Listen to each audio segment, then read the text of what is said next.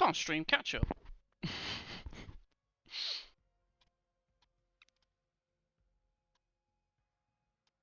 You ever gonna go live, or are we just gonna sit and wait?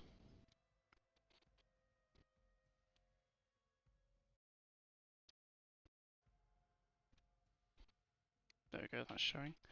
Why is my stream manager not working? Bear with me, ladies and gentlemen, for those of you who have tuned in today. Is it working now? Yes, indeed it is. Hey, Franco, how you doing? I see you in chat.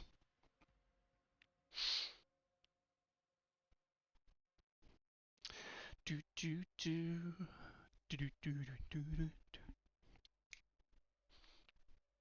Wait while everybody piles in. 8 of you so far. Hopefully getting a few more in this evening. How's everybody's Tuesday night going? Tillion T, how you doing? How you doing? Good evening. I was about to say good evening, Elemental, but of course you were the one that said yo, Elemental. I was just reading what you put. So bad. So bad. Hey, Connor, how you doing? Cheers for tuning in. Hopefully we're not distracting you too much from ranked or unranked or whatever grind you're doing this evening. Yes, how's everybody doing this evening? Everybody had a good Tuesday? Only a little way through the week so far. ERXCV, good evening, good sir. Welcome to the chat. Come on, Vortex, get the dub for us. Yes, indeed. Mate, can't believe expansion can make it to the playoffs.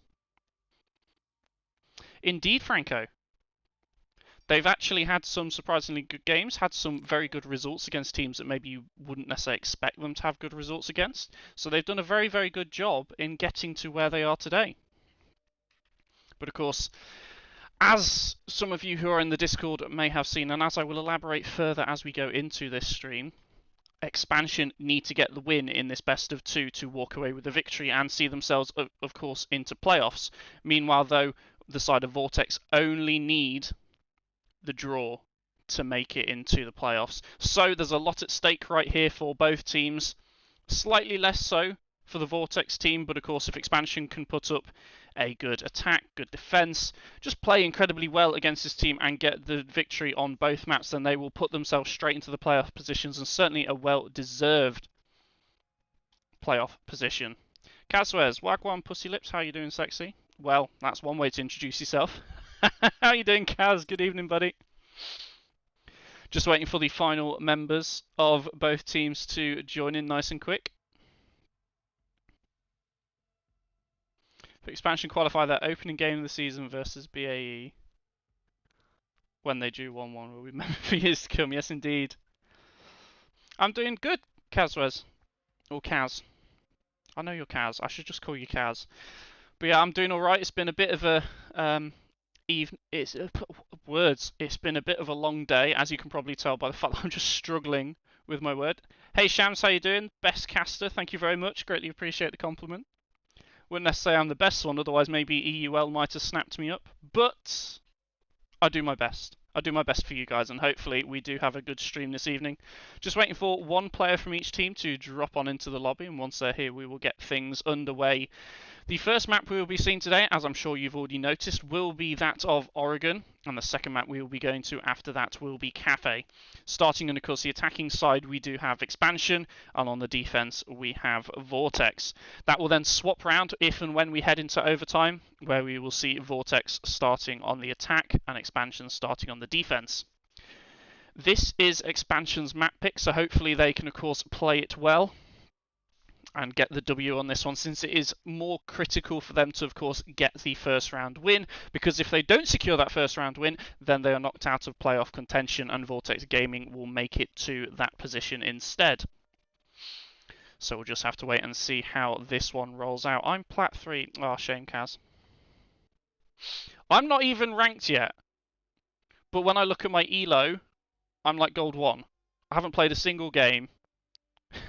I haven't played a single game, but I'm Gold 1 rank at the moment, just with my MMR. So, yeah. Don't know why. I'm one game off now as well. I'm one game off now getting ranked on my Smurf. So, fingers crossed I can get a decent rank on that one. I think I should end up in Plat 3, which, to be honest, I'm happy with, and then I'll just play and see what happens with that one. But I haven't had the 5 stack yet to be able to properly play with on my main account, so I'll just have to wait and see. Nice. Glad to see Maz climbing up the ranks. Also, before things get underway while waiting for the last 2 players to pop on into the lobby, I want to say a big thank you to Linus220606 for the follow while I was offline. Thank you very much. And also a big thank you to Burner S55. Thank you very much for the follow. 19 hours ago, so goodness knows what time that rolled in. I can't do quick enough maths to work out when 19 hours ago was, but I was certainly offline. So there you go. Anyway, I just need to work out from, of course, both sides exactly what's happening with this and who we are waiting for.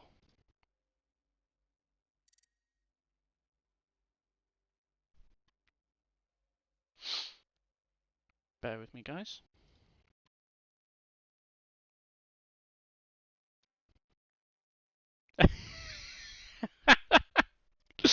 Well, Krusty, I know you're not in the... Well, I hope you're not in the chat so far, but... Krusty has just told me that I'm not allowed to look at what his rank is because he had a very bad run with the 5 stack he was in. So, ladies and gentlemen, shall we have a look at... Who wants to look at Krusty's rank? Who wants to look at Krusty's rank? Who's down for that? Anyway, we're now just waiting for Inspector Batty to swap teams, as currently he's playing for expansion. Could give them the needed boost that they want, but Inspector Batty is actually on the side of Vortex. And meanwhile, the remaining player on the side of expansion has just been having some PS4 problems, so they're just getting that sorted out, and we'll wait for them to join before we get this one underway. Do it! Do it! There we go. It's gold too. Okay, so that's not too bad. When he said that, I thought I was expecting to see like silver or something terrible like that. But gold 2 early season isn't a massive issue, so that's no worries. Anyway, most of these guys still yet unranked, although a few of them, like Unflickable, has managed to get himself in there with the rank. But this is certainly going to be an interesting game for all of us joining in this evening. As for those of you that haven't been made aware, this is an incredibly crucial game for both of these teams. A win for expansion, the blue team at the moment, although a couple of players still need to swap across onto different team sides, will see them through into the final playoff position. However, on the opposite side, we have Vortex Gaming, who don't need the win. They just need the 1 point from a draw to see themselves into the very same playoff position that expansion so desperately want. So this game will decide exactly who takes that 5th and final playoff position. What league is this for? This is for the European Rainbow Six League, the ERSL, as it's called, Shams, which is the league run/owned by Connor, as in Connor Wilson, 180, who's currently in the chat. Connor's Randy League that we slammed BAE on Chalet in. Wow, fair enough, Kaz. Fair enough. Hey Beavish, how you doing? Good evening, buddy. Right, everybody's in the lobby now, so hopefully we can get this one underway nice and quickly. I love when casters mispronounce some names. It doesn't happen often, but when it does, it's great. Yeah, I'm fucking terrible at pronouncing names. I was butchering Krusty's for so long because I didn't realise it was supposed to be a U. So, there we go.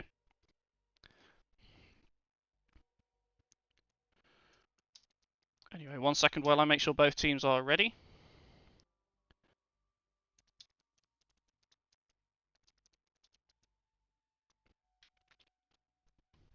Perfect.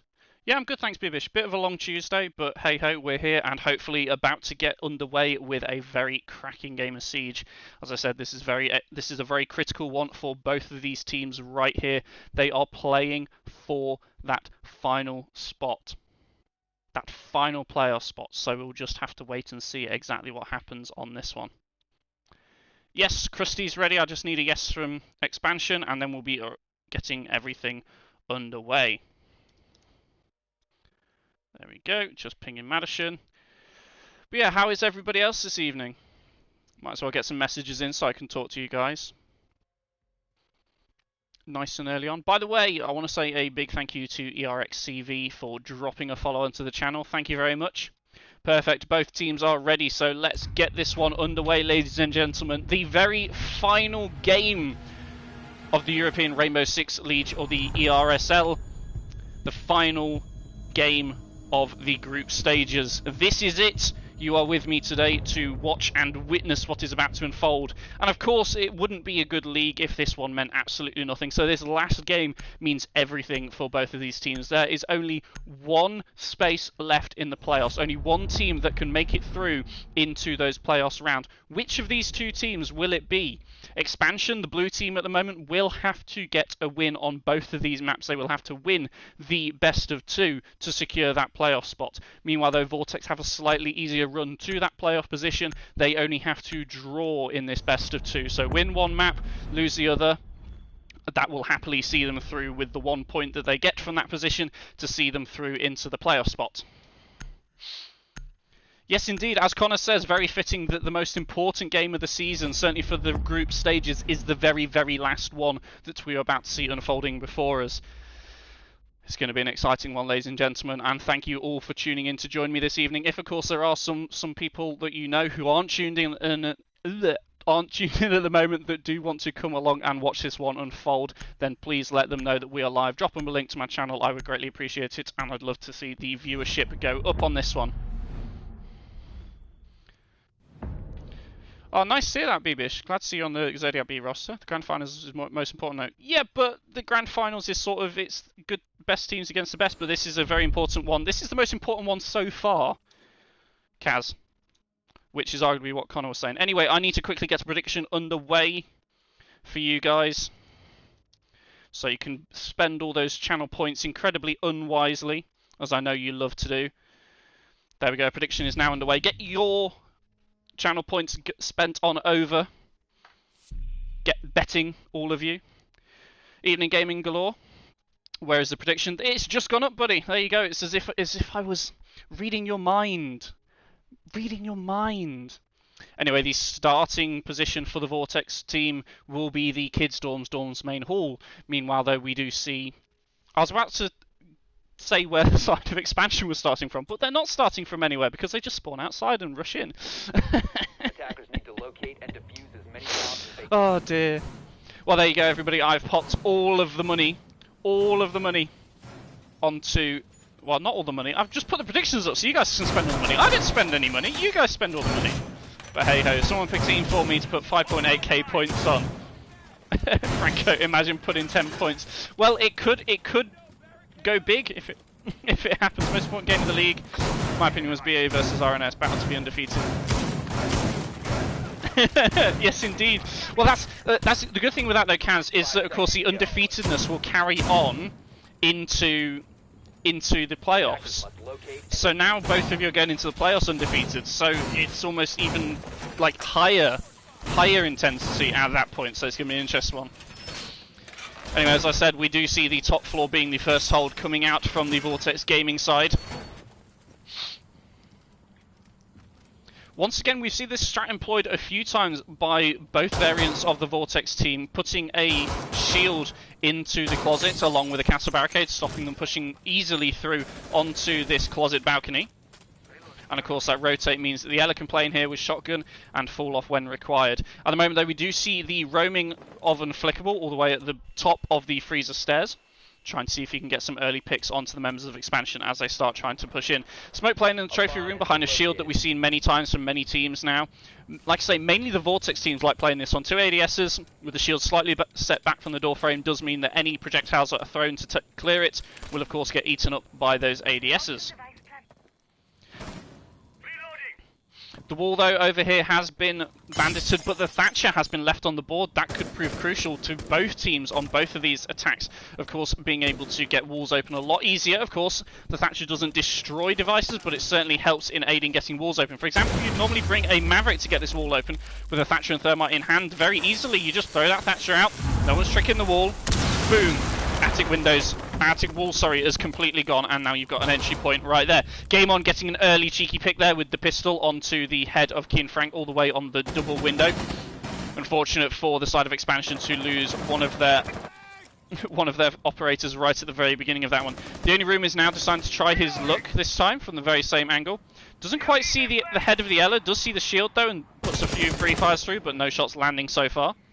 That one-time scope though might of course not be quite as good, especially against the tiny pixel angle of the Ella. Pre-fires coming out once again, don't quite end up landing onto anybody.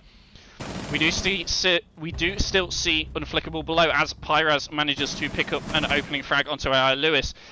There falls the Castle, who was playing aggressively up in the master bedroom. The Castle barricade has been dropped now, as we do see Pyraz getting into a fight against the Jaeger at the top of the main stairs. Madigan also gets himself a pick onto Inspector Batty. The smoke is now gone, a very crucial operator that you do not want to be losing early on. With 30 seconds left on the clock, his smoke charges could have been crucial in denying any further push from the side of expansion, but with a 4-3 advantage right now, they may be able to of course push inside. But Game On getting himself a double kill. The shotgun at such close range does take care of the Ash very easily. He now pushes up close onto the trophy door from the master bedroom, and with the last 15 seconds coming down, Expansion now have to make an execute on site. Thatcher's in. He doesn't quite see the member at the top of the white stairs. He gets taken out. The plant is starting to go down on the B-bomb, but all of a sudden, the remaining members of Vortex just collapse onto the side of Expansion. A little bit uncoordinated there from the side of Expansion. They probably could have had that quite easily if they'd all pushed into, say, Kids, or all gone for the same location to try and force that plant down. However, though, because they all went in their separate directions, unfortunately, it did mean that every member of the remaining on the side of Vortex was able to swing round and collect those kills individually, eventually resulting in the first round going the way of Vortex. However, though, it's a very strong showing so far from the side of Expansion. Getting ahead on both the man count early on, but then of course almost being able to carry that through right to the very end. That came down to the wire at the end. It was a 3v3. Unfortunately, due to a bit of uncoordination on the side of Expansion, it did fall the way of Vortex Gaming, but it's certainly looking very promising between these two teams, and especially very promising in the sense of we are going to get a very good matchup between these two today. Anyway, just a quick glance at the predictions, and you guys are going wild. So far, we've nearly got 15,000 channel points betted on this game so far. And so far, it's 65% to Vortex winning, and 35% of you have put your money on Expansion clinching this first map. Of course, I need to remain impartial through all of this, but I'm excited to see what both of these teams will bring to this map and this game to try and secure themselves that playoff spot. 5 seconds left. So we'll just have to wait and see. The site being chosen, though, because they ended up winning the top floor, for the side of Vortex, will be taking them down into the basement. The elbow hold being where they are deciding to have this one. They have bought the smoke, once again being played by Inspector Batty. A shield being placed, but only one ADS covering it at the moment. And yes, the Wamai is in play, but I think at the moment only one of his Wamai discs can be used. And yes, so far that has been placed on the blue bunker door heading to the bottom of pillar stairs. Goya shields in play as well. Currently the ADSs and the Wamai gadgets being used to, of course, protect them at the bottom of the pillar stairs, which the Wamai will now be playing around. Seems that most of the side of Expansion will be pushing onto the bunker position, but two of them have gone upstairs preparing to push on into the big tower. Pyro Smurf is now breaking out the bottom of this door, ready to push on in.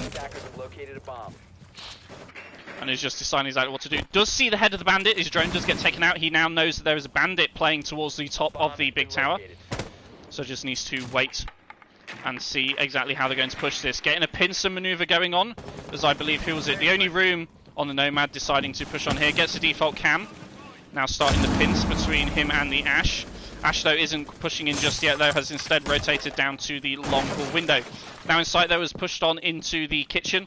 Maybe they've just given up on the big tower, as we do see the Ash rotating all the way to push down the freezer stairs. Meanwhile, though, below we do see some progress being made. With only one ADS being used on that shield, it has very easily been taken out by the Zofia, possibly using her 2 bits of utility to take that shield down itself without much assist from the friendlies. Smoke playing close, so hasn't decided to give up the elbow position just yet, and is now playing with his shotgun close. Pyrosmurf, though, does get taken down at the bottom of the freezer stairs. The Goyo taking him out nice and easy. Unflickable, though, not exactly walking away unscathed, as he does lose about 50 of his hit points. Keen Frank, though, gets a refrag back, though, as he swings elbow, manages to take out Inspector Batty, a nice pre-fire onto his position. They need to, though, try and push this Wamai off of this strong position playing on the shields. It does look like he might have a little bit of a pixel angle on the left-hand shield. and he now does see the head of Madigan, peeks up and takes it clean off. That is the Thatcher out of play, and now in a 3v4 with only 40 seconds remaining. The side of expansion needs to try and execute and push on into site. Exactly how they're going to do this, I'm not quite sure. The rotate is still open though, and the only room now pushing at the bottom of Laundry has got himself another kill, this time onto the AI Lewis. The bandit is flanking though, has been knocked down by a Nomad, but unfortunately will not be traded as the only room was the only one on that side, and he is now down. It's now all up to Kian Frank, left in a 1v3. Unfortunately though, not quite able to land the shots as Krusty swings the long angle on the long haul and claims the final member of expansion, scoring 2 rounds on the trot for the Vortex Gaming side. Once again though, a strong push coming out of expansion, but the execute at the very end wasn't what we maybe expected or wanted from them to of course try and get the victory on this one. There's potential there. There is certainly potential. They've been playing well so far. They've been getting refrags. They've been getting themselves back into the game. But so far, Vortex, when push comes to shove and it boils down to the final few seconds, Vortex just seem to be far more clinical in their final execution and hold of the site. The plant hasn't been able to be forced down. The communication seems to break down. It seems to be a little more broken up when it comes to the expansion push at the very end. Sometimes that might work, but so far for them today, they've just been breaking over the strong, solid defense of Vortex Gaming. Maybe we might see this change now, as of course everybody gets warmed up and ready for this one, but we'll just have to wait and see. Of course, as I've already explained to you guys, if of course we do see Vortex Gaming clinching the win on this first map, then they will have secured themselves the playoff spot. Expansion do need to keep themselves in for playoff contention by winning this first map, and then everything will boil down to the second. Certainly, for on the spectacle side of things and wanting to see some interesting games and having a lot more to sort of commentate on, I would very much like to see Expansion win this first map to take us through to the second, and then it's all sort of second map all to play for on Cafe, but that will remain to be seen. We'll have to wait and see exactly how this one plays out. Small tower push looking like where Expansion are going to be starting their attack onto the kitchen and dining site. Kitchen dining being the choice of Vortex Gaming rather than the kitchen and the meeting room. Seems they are going for a top floor hold, as we do see both the Jaeger and the Vigil playing on the top floor. That is Unflickable and Krusty playing together on the top floor. Krusty currently just examining some plug sockets for some reason in Armory. Not quite sure exactly what he's doing. Maybe he's a bit bored, just biding his time, waiting to, of course, go on the roam. Meanwhile, Unflickable is running around like a madman. The bottom part of Attic, just waiting to see if he's going to be pushed by anybody in this position, as we see Expansion maybe trying to get the vertical angles. AI Lewis, though, gets an early opening pick onto Pyra's Smurf, claiming his head from... I'm not even quite sure where. Are we pushed in at the bottom of the white stairs? And had his head clean taken off. Thatcher is now trying his luck the only room, as with the Thatcher in play they have been able to get the small tower wall open. You do see Krusty though flanking as Plasma collects the first kill for the side of Expansion on this round, putting the numbers back in favour of them. 4 men on each side remain.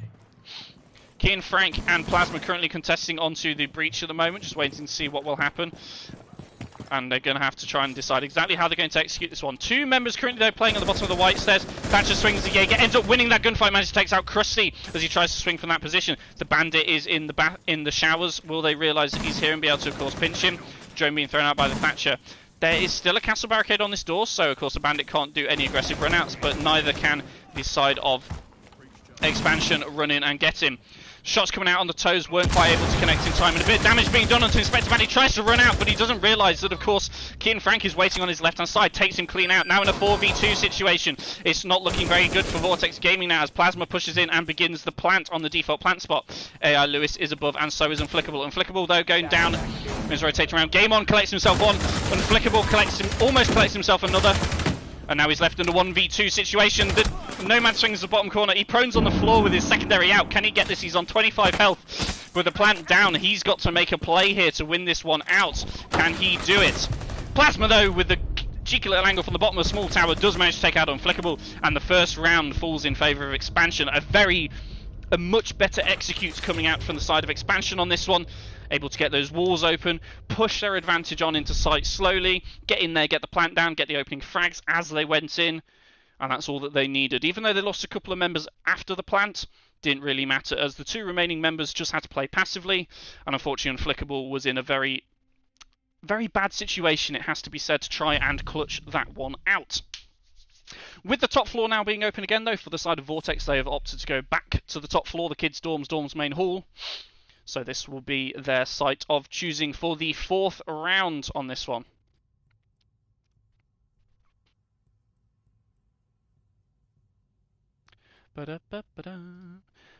So I just need to check something on Discord. Anyway, everybody, there is only 1 minute left on the prediction, so if you haven't dropped your prediction in for this game so far, be sure to drop some channel points on exactly who you think will win. It's also the best way, basically, to tell me who do you think has a higher chance to do it. The more points you put on either team, the more points you might get back, or you might lose it all. It's your choice at the end of the day how you spend your channel points, but of course, you will earn them back over time even if you end up losing all of them, so it's not like it's real money. Just spend them all. Spend them all, everybody, and let me know exactly which of the two teams you think will come out on top. So far, it's very much leaning towards Vortex winning this one, but Expansion do have a considerable amount of the vote as well, and they've certainly looked quite strong in the opening of this one. Their final executions maybe not being the greatest, but that last round certainly maybe lit a fire within them that will hopefully help them on their second time of attacking this top floor site. Once again, we see the shield playing in trophy and also the closet position being played by the Ella.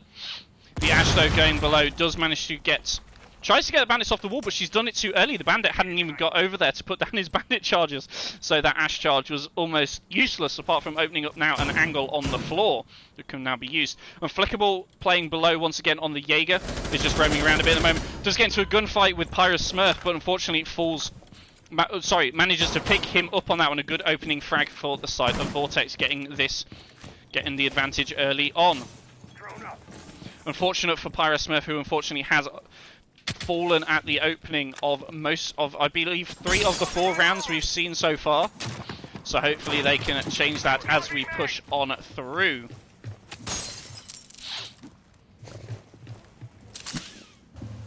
Madigan just going to the roof at the moment, just playing around, deciding exactly where the push is going to be coming from him. The Maverick, though, has actually been bought this time instead of the Thatcher, opting for a more sort of normal push coming out from the side of Expansion, rather than, of course, the one that we saw from them last time, where they bought the Thatcher to take out the stuff on the wall. Free fire, though, from the only room, as the drone had spotted out Unflickable, who'd gone on the flank. The yellow ping's coming in crucial there, knowing he knew exactly where to pre-fire on that one. And of course managed to get the head of Unflickable. Plasma, though, putting his breach charge slightly too close to the wall meant that, to the left hand side, meant that unfortunately it was eaten up by the bandit charge. And Nate now being cooked by the only room, being thrown down to the far end. Doesn't quite make it, but does manage to take out the barricade on the window so someone could jump through there if they wanted to. An angle, though, being played from Trophy by the castle does light up the only room a little bit as he tries to vault out the window, but now Plasma trying his luck on the very same angle, pushing from it. Inspector Batty, though, playing out the drop into Attic, does manage to take out Plasma as he pushes from that position. A clean headshot with the SMG-11 coming out from Batty. Very well played there. AR Lewis has now swapped onto this shield position in the Trophy, just waiting for, of course, a push to come out from either side. But in a 3v4 situation with 40 seconds left on the clock, Expansion need to make something happen right here. They need to make a play, they need to decide where they're pushing from. And with Diffuser having been in the hands of Plasma, it has now dropped into the attic right here. So they need to decide exactly how they're going to retrieve this, or whether they just push in to try and get the kills for their side. Game on currently with the Ella shotgun in hand, lying prone at the top of White Stairs, just waiting for an unfortunate victim to be pushing up here. And as I say that, I believe Madigan, no, Kian Frank was pushing up there and unfortunately falls foul to that close range Ella shotgun. The vibe alarm being heard at the top of the main stairs does alert. Oh goodness me, it all happened so quickly I couldn't even get my sentence out. As AI Lewis and Inspector Batty claim another kill for themselves, as the Nomad pushes up the armory stairs and is the final member of Expansion to fall to that strong defense coming out from Vortex Gaming. Third round going in their favor in this one, as we now head into round number 5. Going back down to the laundry room, supply room. Probably, as we saw a very similar hold coming out on the top floor, we will see a very similar hold, if not identical hold, coming out once again from Vortex on the ground floor. And once again, after not being able to win it previously, will Expansion be able to find a bit of ground on this one? And of course, be able to go through and take this attacking victory? Or will, once again, we see them swap onto the kitchen and dining room? And maybe there they might be able to find a bit of ground like they did previously. Defenders, protect your bomb. The only room swapping out the Ash onto the sledge. No more running and gunning on the Ash for the side of expansion this time. They do still have Kean Frank on that Zofia, who has managed to pick himself up a few kills so far. Once again, they have opted to go for the Thatcher and Thermite combo to try and get some of these walls open. However, the setup that we saw previously from the side of Vortex Gaming, they didn't really leave enough walls open for Thermite to be able to push in safely and of course get them open, and they didn't really need any of the Thatcher EMP devices either to really take out any of that utility that may have been holding the walls, as there wasn't really much on it. There is no Cade in play, as I believe he has been banned, so the hatch is easily got even without the Thatcher. But this time, maybe the play was to bring the Thatcher, as we do see no smoke being played in the elbow position and 2 bandits instead being placed down on the elbow wall. Of course, now the Thatcher and the Thermite could come in crucial right here, unless, of course, the bandit rotates over and tries to trick that wall. So a slightly different setup coming out this time from the side of Vortex Gaming. They do still have those 2 Goro shields over on the pillar position, which are incredibly hard for expansion to push off on their previous assault.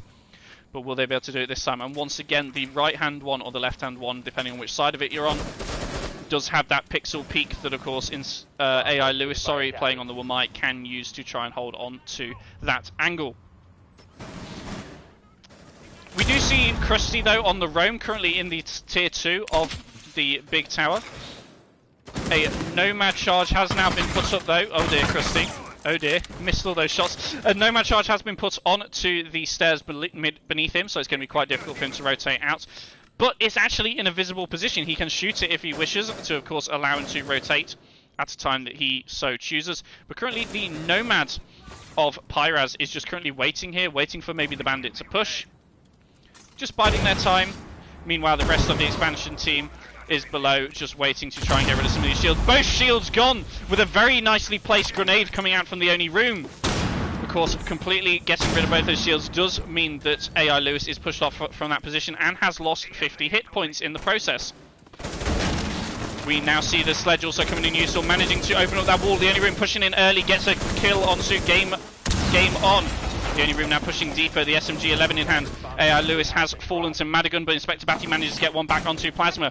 Site control is now in the hands of Expansion as Pyra Smurf manages to pick up Krusty on the rotate. The diffuser, though, has fallen in elbow. Somebody needs to go in and pick this up. As Unflickable collects 2, the lineup being absolutely spot on for him. And now the tables have turned as we now find ourselves in the 2v2. Pyra Smurf only on about 10 hit points in this one as well. The diffuser is now back in hand. He needs to try and get inside some way, and have Madigan covering while he decides to go for the plant. Unflickable does still have a C4 in hand, and Inspector Batty does still have 3 smokes in pocket as well. Both of those can be used, of course, for plant denial when the side of Expansion does decide to go for it. The first smoke charge coming out right now, the second one already being used. Maybe should have kept one more in pocket, Inspector Batty. Play a little bit careful. Unfortunately missing those shots onto Madigan as he tries pushing up the long haul. As now Madigan now goes back to long haul, holding this angle, just waiting for someone to swing. Pyra Smurf maybe pushing in, starting to go for the plant right here. Unflickable ripping his C4, preparing it. The smoke gadget going out, so does the C4. The C4 collects Pyra Smurf, 10 seconds on the clock, going to Unflickable. Madigan picks the one, it's a 1v1. Will Madigan get a shot? He misses, he whiffs. He pulls his pistol out. Pistol v shotgun, he gets it! Madigan with the 1v1 clutch to claim another round for Expansion. Oh my goodness, what did we see there from both of these guys?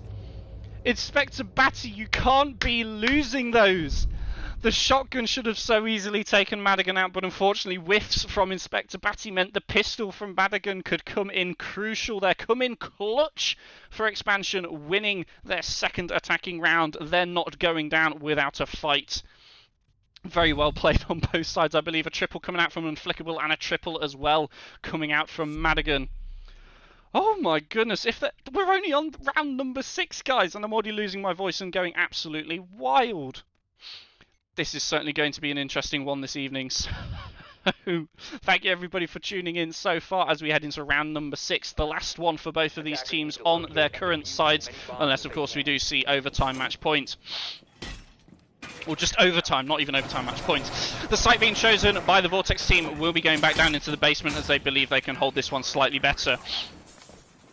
Exactly what they're going to change this time from their previous hold, I'm not quite sure. They do still have the smoke in play, and once again it's looking like the elbow hold is what they're opting not to go for, and instead the smoke shield will be played in the laundry position with head holes created on into freezer. 10 seconds left. Excuse me. 5 seconds. Once again, head holes being made in the E-box walls that can be played from the shields at pillar. But of course, a well-placed grenade and a well-timed EMP should be able to get rid of both of these Jaeger devices that of course we see protecting, but there are also two Wamai discs in play. So depending on where, of course, that Thatcher lands that EMP will depend on whether a grenade can get yeeted through and take out both of these shields as it did last time. Once again, though, the push coming out onto the blue barrel position, as you do see Pyra Smurf on the Zofia, contesting the E-box angle at the moment. Got a pre-fires coming through. More pre-fires, unfortunately, that Wamai runs across and manages to take no damage in the process. A couple more, that is... who is it? The Only Room and Kian Frank are preparing to take the big tower. This time, though, Krusty has decided to opt to not stay on the tier 2 and is instead sat at the back of the kitchen corridor waiting to swing round as Pyraz takes a load of damage from a cheeky angle there. I believe that was probably from the likes of AI Lewis swinging out onto the E-box peak. He does it again and everybody is crossed though, so he's unable to pick it up. And also we do see Game On playing super close to his door, just waiting for some aggression to come out from expansion, maybe being picked up in the process. He is on a soft wall though, so a cheeky enough angle could of course take him down through that soft wall, but he now rotates off, back further in sight as Plasma eats a bit of damage from the Wamai playing out the pillar position as well. And Pyra Smurf, AI Lewis has pushed up and managed to take out Pyra Smurf already on low health. Game On gets himself another one as well. That's 2 kills going the way. Krusty on the other side of the map collects the Only Room. Madigan is able to answer back with one of his own, with a headshot onto Game On. But of course now in a 4v2 situation, it's not looking very good for expansion. And as I say that, Krusty picks himself up a double, and now it's into a 4v1. Madigan will have to ace to clutch up now and win this round for his team. It's certainly not looking promising for expansion, but hopefully they can change things up on their defense, as this will be their last attacking round. Being spotted out by the rear stage cam, the call has been made that of course he was pushing there, but he now decides to rotate off, as we do see the bandit pushing up to try and take him out. However, rotating back down to barrels, he will now have to see if he can pick up AI Lewis, who will be playing on the Wamai, but no, AI Lewis lands a beautiful headshot through those head holes onto the head of Madigan, completing the first half. 4 rounds to 2 going in favour of the Vortex team. Very well played to both teams so far. Certainly Vortex having the stronger defence, but expansion certainly giving them a run for their money. The only round that certainly seemed to be fully Vortex dominated was that very last one that we just saw. Now with the two sides swapping over, we do see the side of expansion opting to go to the very top floor to start things off in the kids' dorms main hall. And we also see the side of Vortex opting not to bring that Thatcher, despite the fact that he is an available operator in this one. Instead, it's almost as if he wasn't banned. If he was banned in this one, instead they have bought the Thermite, Hibana, and the Maverick to try and get these walls open. Ashen Twitch also in play, probably the Twitch being used to try and get rid of some of the utility, the wall denial that may be put in play, which there will only be the Cade and the Mute on the side of expansion being able to do that. A quick look at the scoreboard so far then. Unflickable is going big so far for the side of Vortex Gaming, 8 kills for himself. Certainly a couple of crucial rounds on the Goyo have helped him in that one. AI Lewis, Krusty and Game On have also been pulling their weight a bit. 5 kills and 6 accordingly. But Inspector Batty at the moment not quite popping off maybe as much as we'd expect him to. Only 3 kills so far, and unfortunately a failed clutch versus Madigan. But of course he may show up big later on. 5 seconds left. So far on the side of expansion, Madigan and the Only Room are the ones picking up most of the kills for their team. Plasma Kian and Pyrex Smurf unfortunately not able to pick up as many as they'd maybe like, hence the round differential that we do see for these two, currently sat on the 4-2 in favour of Vortex Gaming. However, that can all change very quickly, and with a good strong defence, which we hope to see out of both of these teams, which Vortex have already proven that they can do, can we see expansion, of course, put their... what's the word I'm thinking of? Put their version forward of the defense and see if they are just as good at defending as we have seen coming out from the side of, Vortex Gaming. Agreed, throughout the season they've lost so many 7-1, 7-2, etc. from games that could have gone off if they hadn't thrown. Yeah, agreed, Connor. They do play too aggressively sometimes. Maybe don't realise the situations that they could be in. And do maybe push when it's not the best of times. Maybe if they played a little bit more restrained, we might have seen some very different performances coming out of them. But hey ho, it is what it is. Currently the Cade Claw being hidden right at the very top. Add that reinforcement there, currently not being able to be shot off by anybody. The Twitch is below, but hasn't actually decided to go for it. The Thermite's probably calling out right now that the wall is still electrified and they can't get open, but the Twitch seems to just be not going back for it. Now she is though. Christie below looking for that K-Claw, sees it, takes it out. Now that wall is ready to be opened nicely by the likes of Game On. The closet wall now being opened by the Thermite. Opting to stay in the closet as the wall is open, trying to play in a very aggressive position that maybe the side of Expansion wouldn't be expecting. Currently though, Noblon is foolish enough to walk in front of him, as two players on the side of Expansion are sat at the bottom of the attic drop. One is also situated in the Kid Storms and the other one over by the Silverbunk double window. The remaining member, that is Madigan, is playing on the Malusi and is currently on the roam downstairs in kitchen. Of course, if he roams at the right time and pushes up into the right position, he may be able to get a cheeky flank onto Vortex Gaming, especially since the Twitch is completely preoccupied and I believe doesn't have any sort of flank drone or cover watching behind her. She's currently even on her drone right now, although she quickly hopped off of it. Madigan could, of course, get himself a nice opening frag if only he knew to push up. Unfortunately, though, doesn't seem like he does.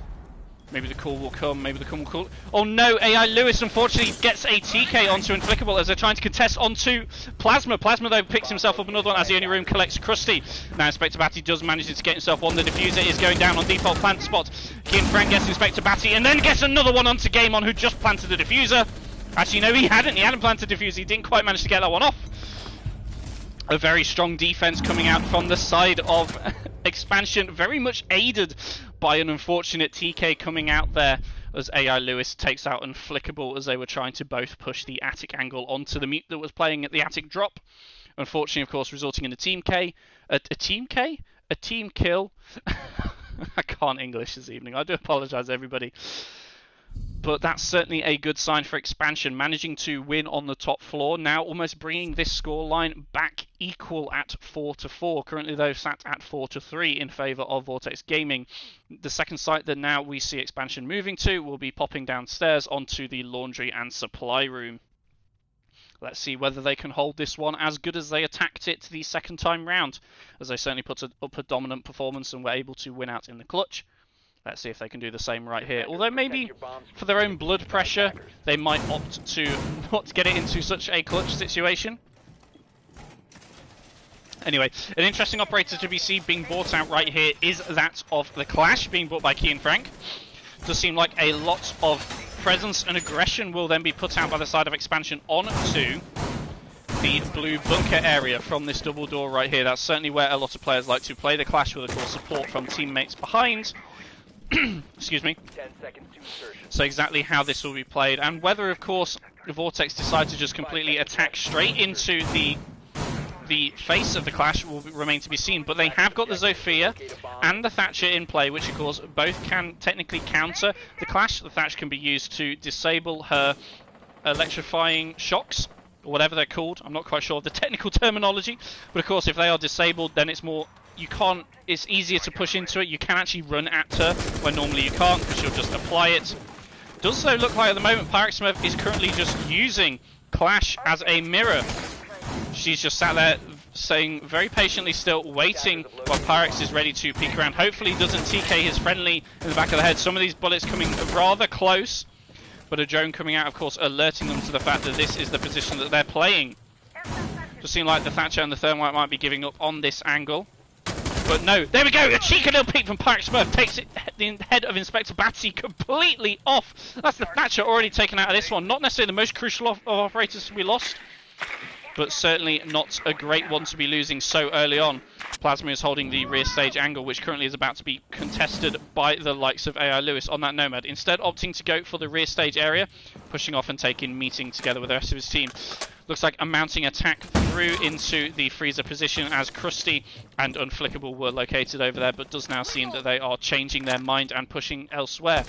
Actually, no, Unflickable and Krusty are staying on the freezer position as the Malusi of Madigan is being Zophia'd out, as the remaining two members of Vortex Gaming are now pushing at the bottom. Krusty drops and manages to headshot Madigan as he does so.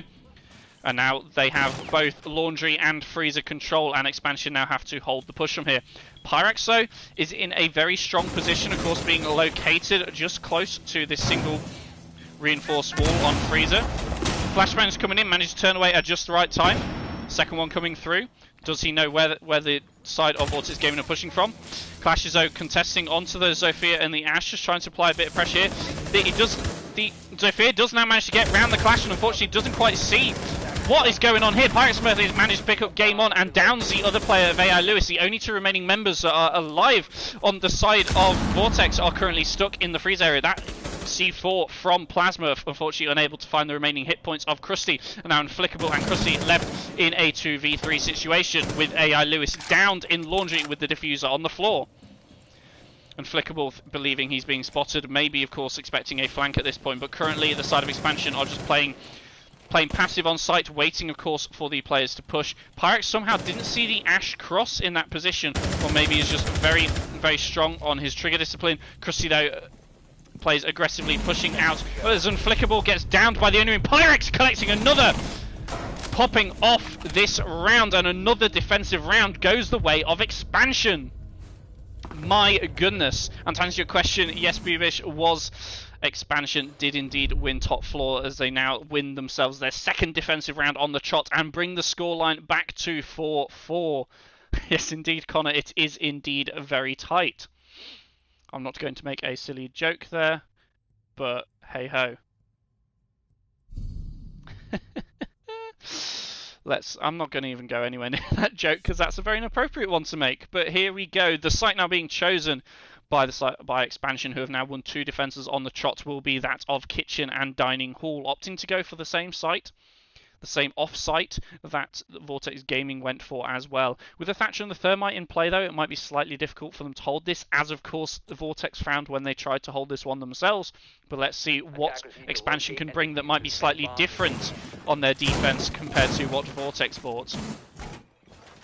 Indeed, Connor, I would agree. From past performances, we maybe weren't expecting to see it being this tight between these two teams. Certainly, Vortex have looked very strong over the last few playdays, but the side of Expansion maybe not looking as strong. But then again, they have been up against some difficult opponents, so it will be interesting to see how this one eventually plays out. 10 seconds left before insertion. Oh, apologies, I zoomed in a little bit too much there. Attackers are moving to defuse a bomb. Jammer initiated.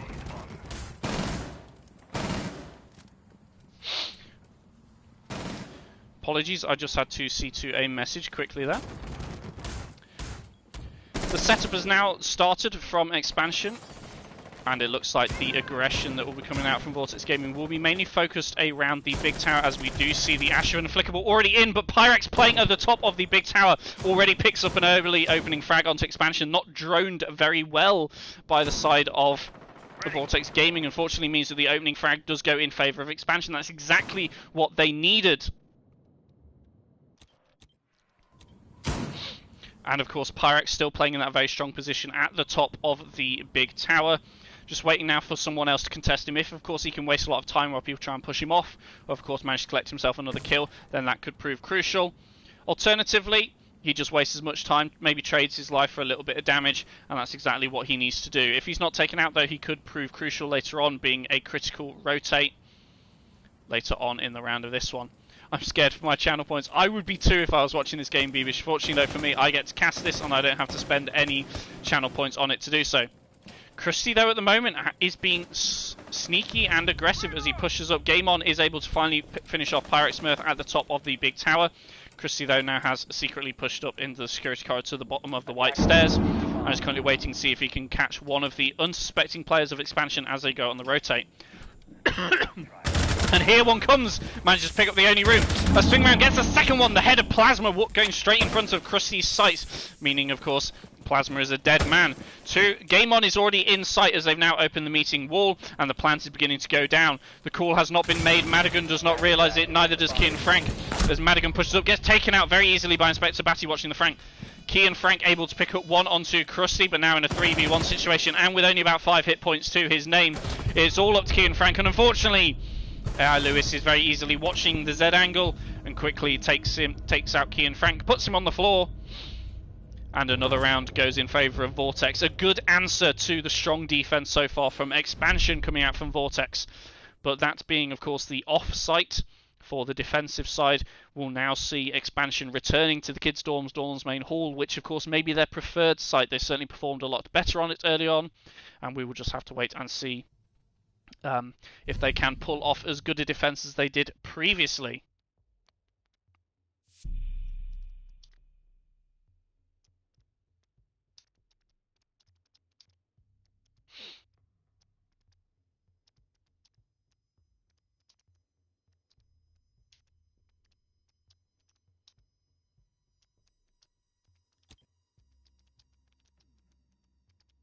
Attackers need to locate and defuse as many bombs as they can.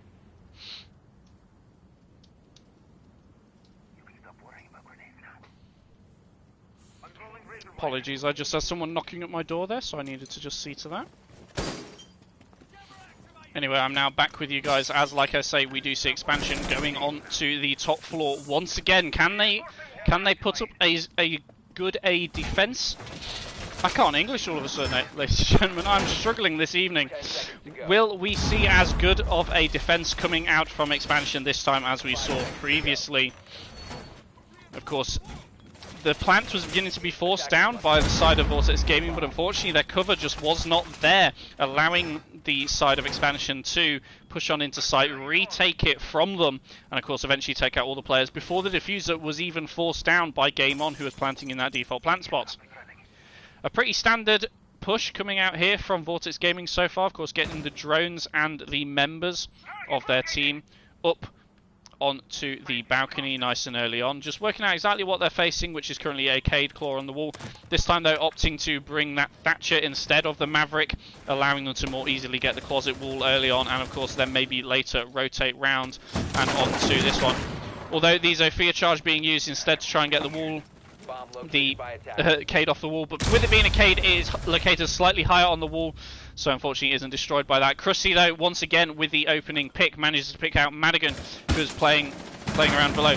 Shots coming out from the Legion, who was playing above, unfortunately not quite able to land, the only room just about missing that angle. Game On though has taken a little bit of damage as the closet wall has now been opened. Maybe that was from his own breach charge, as he might have played aggressively on the angle like he did last time in closet. But now drones coming out for him to try and work out exactly who is remaining in sight and exactly where they're playing. Krusty though has rotated now to the bottom of the white stairs and will be starting to push on up to see what further kills he can get. But there are quite a few members of excuse me, Expansion still remaining on site, and from a position like this last time, as Plasma collects the first kill for the Expansion side onto the head of Game On, of course we do see that they are not down and out for the count just yet. And they have evened things back up. The diffuser's been dropped in closet, as we now see Inspector Batty and Plasma getting into a long-range gunfight, unfortunately falling into it. Krusty though, pushing up the white stairs, managed to pick himself a triple, gets himself the quad, but Inspector Batty takes away the ace from him, claiming Plasma as he starts pushing on into the kids' room, and another round goes in favour of the Vortex Gaming team. 6 rounds to 4, they now find themselves on the match point. One more round is all that the Vortex Gaming team now need to secure themselves that playoff spot. Expansion have their work cut out though, needing to get 2 defensive rounds on the trot to see themselves into overtime to give them the chance to try and win this first game to keep them in the mix for the playoff position. Either way, though, whatever the eventual result of this game will be, both teams have to give themselves a pat on the back for this one. But I'm sure there is plenty more Siege to be played before we see the end and conclusion of this one. So we will just have to wait and see. Kids Dorms and the Dorms Main Hall being the site of choosing once again for the expansion side. Attackers need to locate and Pyrex Smurf, though, deciding to swap from the Clash onto the Jaeger. Maybe trying to debate the fact that they will be on the basement site again, as Clash was an operator that they picked when they played in that position. So, of course, maybe trying to bait the Vortex team into thinking they are located there. And with one drone currently droning out below there and several setting up in positions to maybe expecting them to be downstairs, only now will the call have been made as the Hibana goes in sight and realise that it's definitely not there, that they realise they now have to go onto the top floor. Maybe, of course, a bit more drone work will now have to be done to make sure that they cover off any rotates and other positions that they would normally do when attacking the top floor. So we'll just have to wait and see on this one. Spawns have been slightly changed up by the Vortex Gaming side, as they do now decide to do a similar push. Once again, the Thatcher being bought instead of the Maverick, so they can get that closet wall open a lot easier. The only room playing on the Vigil is now on a cheeky roam, going down below, currently playing in the Z corridor, just waiting to see if he can pick off any unsuspecting members of the Vortex team as they push around. Hopefully the opening frag can go this time to the side of expansion, rather than Vortex. Madigan, though, is located in the small tower, maybe preparing to do a run out later on. Just waiting for the calls to be made. And maybe getting pushed off here. Certainly hasn't been droned at the moment, so it could be quite a strong position for later on and a rotate, especially as Krusty is just on his drone outside of the double window. Once again, though, Krusty is doing sort of a solo push, and if he's allowed to go wild like he did last time and pick up a quad, then this may be all over for expansion right here, and their playoff dreams might be over before they've even begun. Of course, there will be other seasons for them to be able to do well in, but of course they want to get into playoffs this season, and certainly will be putting up their best defense right now against Vortex Gaming, who of course had the advantage. Pyrex Smurf able to win out that gunfight between Krusty as he vaults into the double window. Nice opening frag for them, the side of expansion once again. This is certainly the way they wanted to start this defense with, like I say, they need to get 2 rounds on the board to at least see this one to overtime and even keep themselves in with a chance of making playoffs. So everything boils down to this round and the following one if they are able to win it. And of course seeing them through into a constructive position. Inspector Batty being on Hibana is located all the way at the top of the big tower, just currently opening up the angles. Now Drops takes a bit of damage, but Pyrex Smurf collecting another head, this time onto Game On, who was pushing the closet angle. The diffuser is now dropped. Pyrex Smurf does see another member of the Vortex team, does do a bit of damage onto AI Lewis. Inspector Batty has also taken a bit of damage from Plasma, who is playing all the way at the end of Attic. The drone coming across now has been jammed, though, by the mute jammer.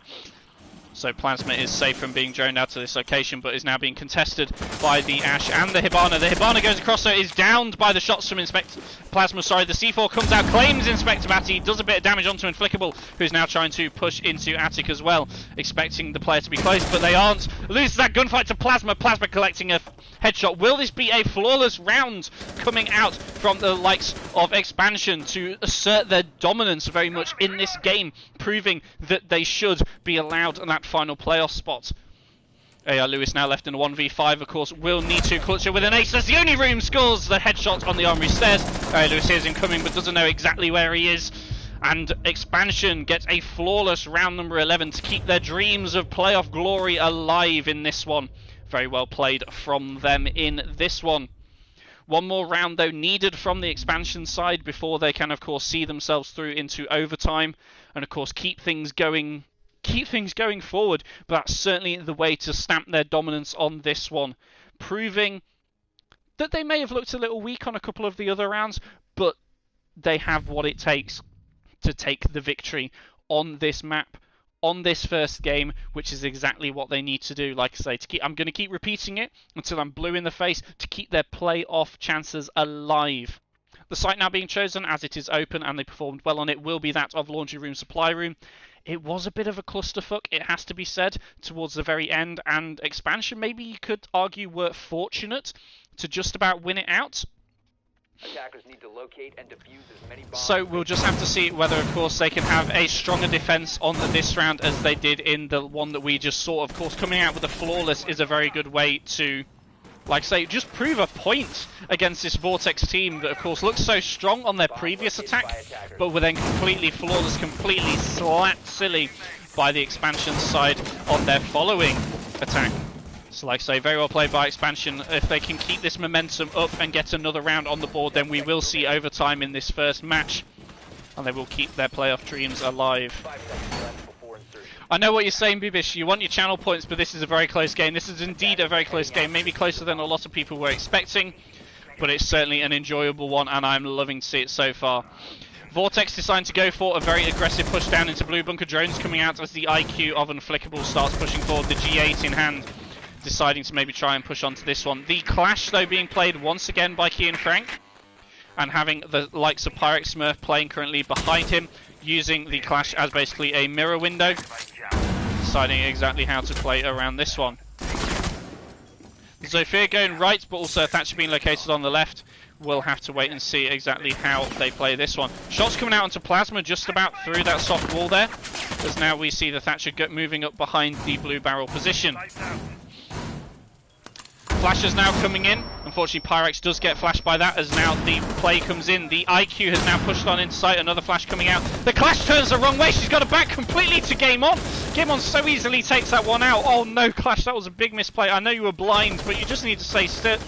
AI Lewis gets himself another one, claiming Plasma, and Pyrex Smurf is taken out on pillars. Will this be an answering flawless from Vortex as they push on inside? A bit damage done onto Madigan. It's now all up to Madigan and the only room left in the 2v5. Can they bring out the clutch of the Sentry? Krusty claims himself a double, getting the head. But oh dearie me, shots being missed by Madigan as Unflickable swings the corner. Flawless round for Vortex Gaming. They are making it to the playoffs.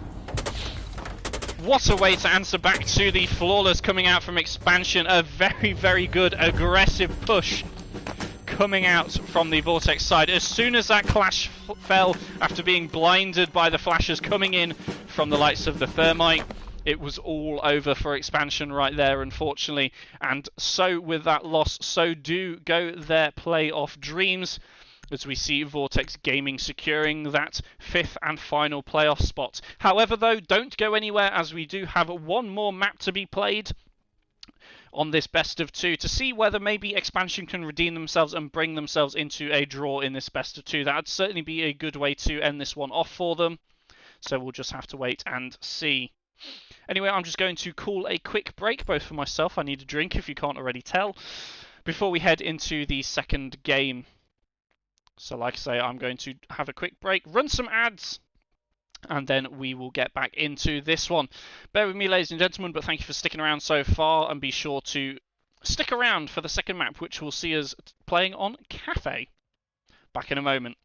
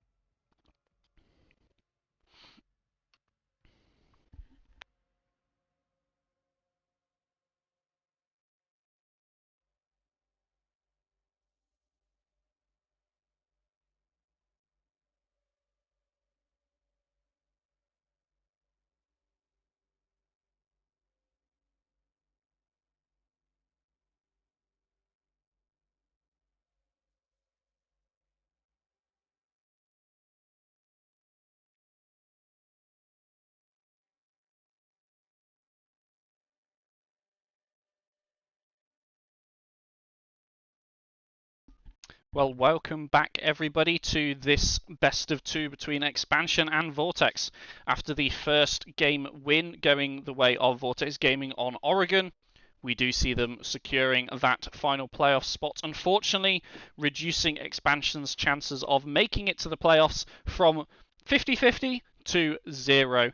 Vortex Gaming, very well done on securing yourself that final playoff spot. You will be joining the likes of Counteract, Paradox Gaming and Black Angels in the quarterfinals. Meanwhile, though, top of the league, we do have Rebel Nation Shadow, who have made it straight into the grand finals, of course, securing that undefeated claim as they head into the playoffs. But the same goes for Black Angels. Of course, it's going to be a very interesting bracket. It's going to be interesting to see who comes out of the quarterfinals, which of course will see Counteract taking on Paradox and Vortex Gaming taking on Black Angels. Will Black Angels be able to continue their unbeaten streak, or will they come undone in the face of Vortex Gaming? And who will take the crown from Counteract versus Paradox Gaming? Those two teams have not faced each other since the very beginning, the very first week of this league, where Counteract were able to take both maps, although it was a very close first game. I believe it went into overtime and ended up being 8-6 or 8-7 in favour of Counteract, and the second map went 7-4. So there's certainly a lot of history there between those two teams, and they'll be out for blood for sure. Anyway, once we get the remaining member of Expansion back, literally just as I was about to get ready to start, they unfortunately leave. Once we get everybody back into the lobby, we'll be getting the second map underway, which will take us to Cafe. I need to make sure I also have the sides the right way around, as I believe I haven't sorted that out yet.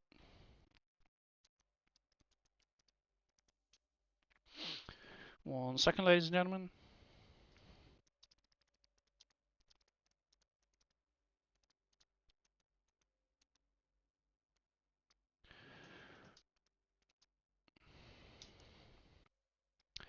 Perfect.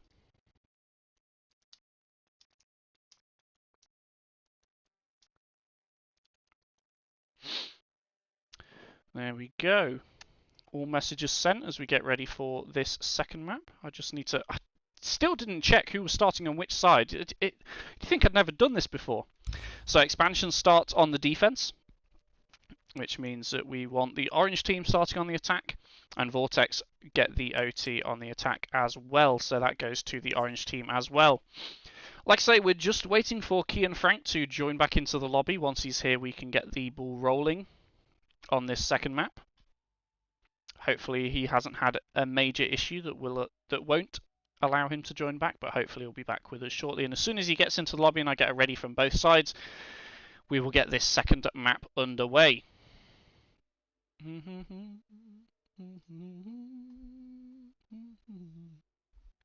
Goodness me, the rank chat is popping off in our Discord at the moment. But anyway, we want to focus on this game. A very exciting first map on Oregon did see Vortex Gaming eventually coming out with the win. 7 rounds to 5 going in favour of them. Certainly towards the last few remaining rounds, we did see a couple of members on the side of Vortex Gaming pop up massive. The likes of Krusty, for example, on the attack, just became super sneaky, somehow finding his way into sight almost every single round as that Zofia. Normally you'd expect that maybe coming out from somebody playing a knock or something like that, but instead we see it coming out from the Zofia, and of course Zofia, with that gun in hand, it is an incredibly deadly weapon at any range, and of course getting in sight, getting those early picks. He got himself a quad on the penultimate round, and of course in the final round netted himself a double, helping his team towards the flawless that saw them of course clinch the victory and clinch that final playoff spot. Good evening, Jason, how are you? Hope you're keeping well, my friend. Haven't spoken to you in a while. Right, we have readies across the board. Oh, as I say that, the only room unfortunately lags out. Oh, goodness me. At least we haven't got into the lobby yet. Well, we are in the lobby, but we haven't got into the game yet, so he is able to join back if he's having an issue.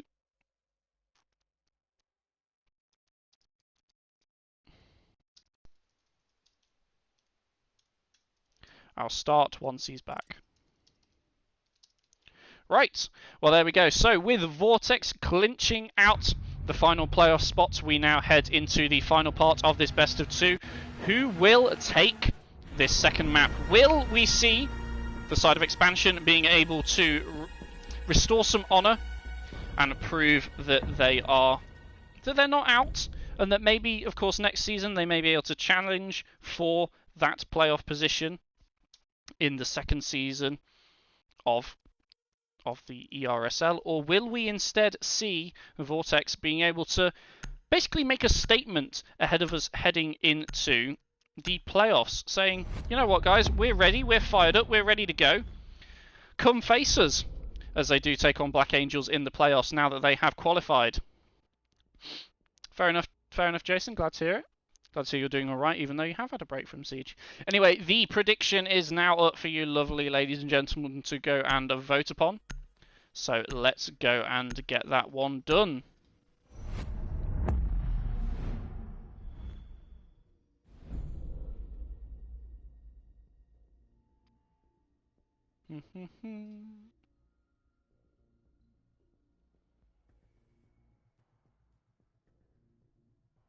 One second while I just finish typing a message. Some interesting bans coming out here straight away though. The Nomad's being got rid of early on, along with the Ace. The Mirror may be a more stereotypical ban, of course, on this map, but the Nomad certainly being both crucial on both sides. So maybe this, of course, will give a definite advantage to the defenders, allowing them to do a lot more roaming, meaning those stairs are not as safe as they might be, but there are other ways to protect those staircases, either with drones or with claymores, so we may see a lot more of them being brought along, rather than the rather than, of course, the Nomad charges being used to protect those flanks.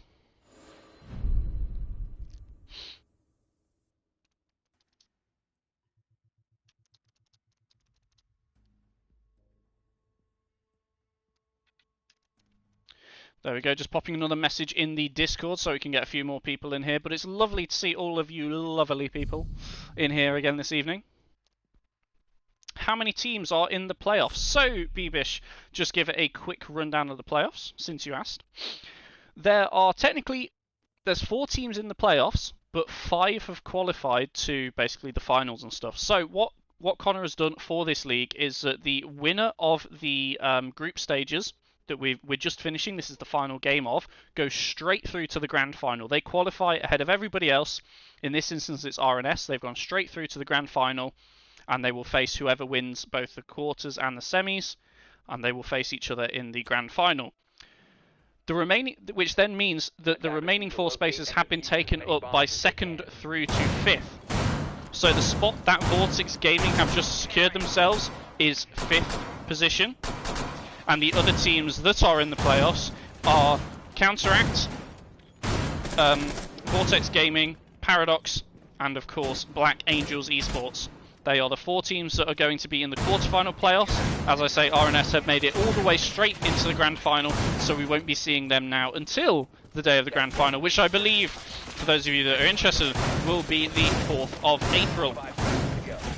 Do be sure to stick around though as well, because we will also be having an interesting show match on the 3rd of April. The day before, Saturday the 3rd of April, will be a show match where we see as many of the team captains as we can, or at least a representative from each of the teams who have played this season in the league, taking it on in a best of 3 classic operators and classic maps casted by my good dear friend Punchcasts.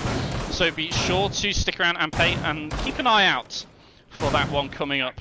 Should certainly be a good game and gets us all in the mood for the grand final that will be occurring the following day on the Sunday the 4th of April.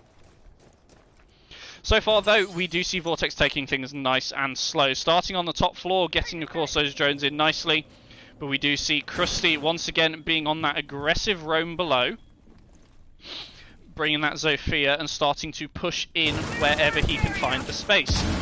Shots going out onto the top of Heaven, as I believe there was a player up there previously, but Krusty of course being droned in by the rest of his team, realising that there's no roamers at the moment, and now they just need to start trying to decide exactly how to push onto site.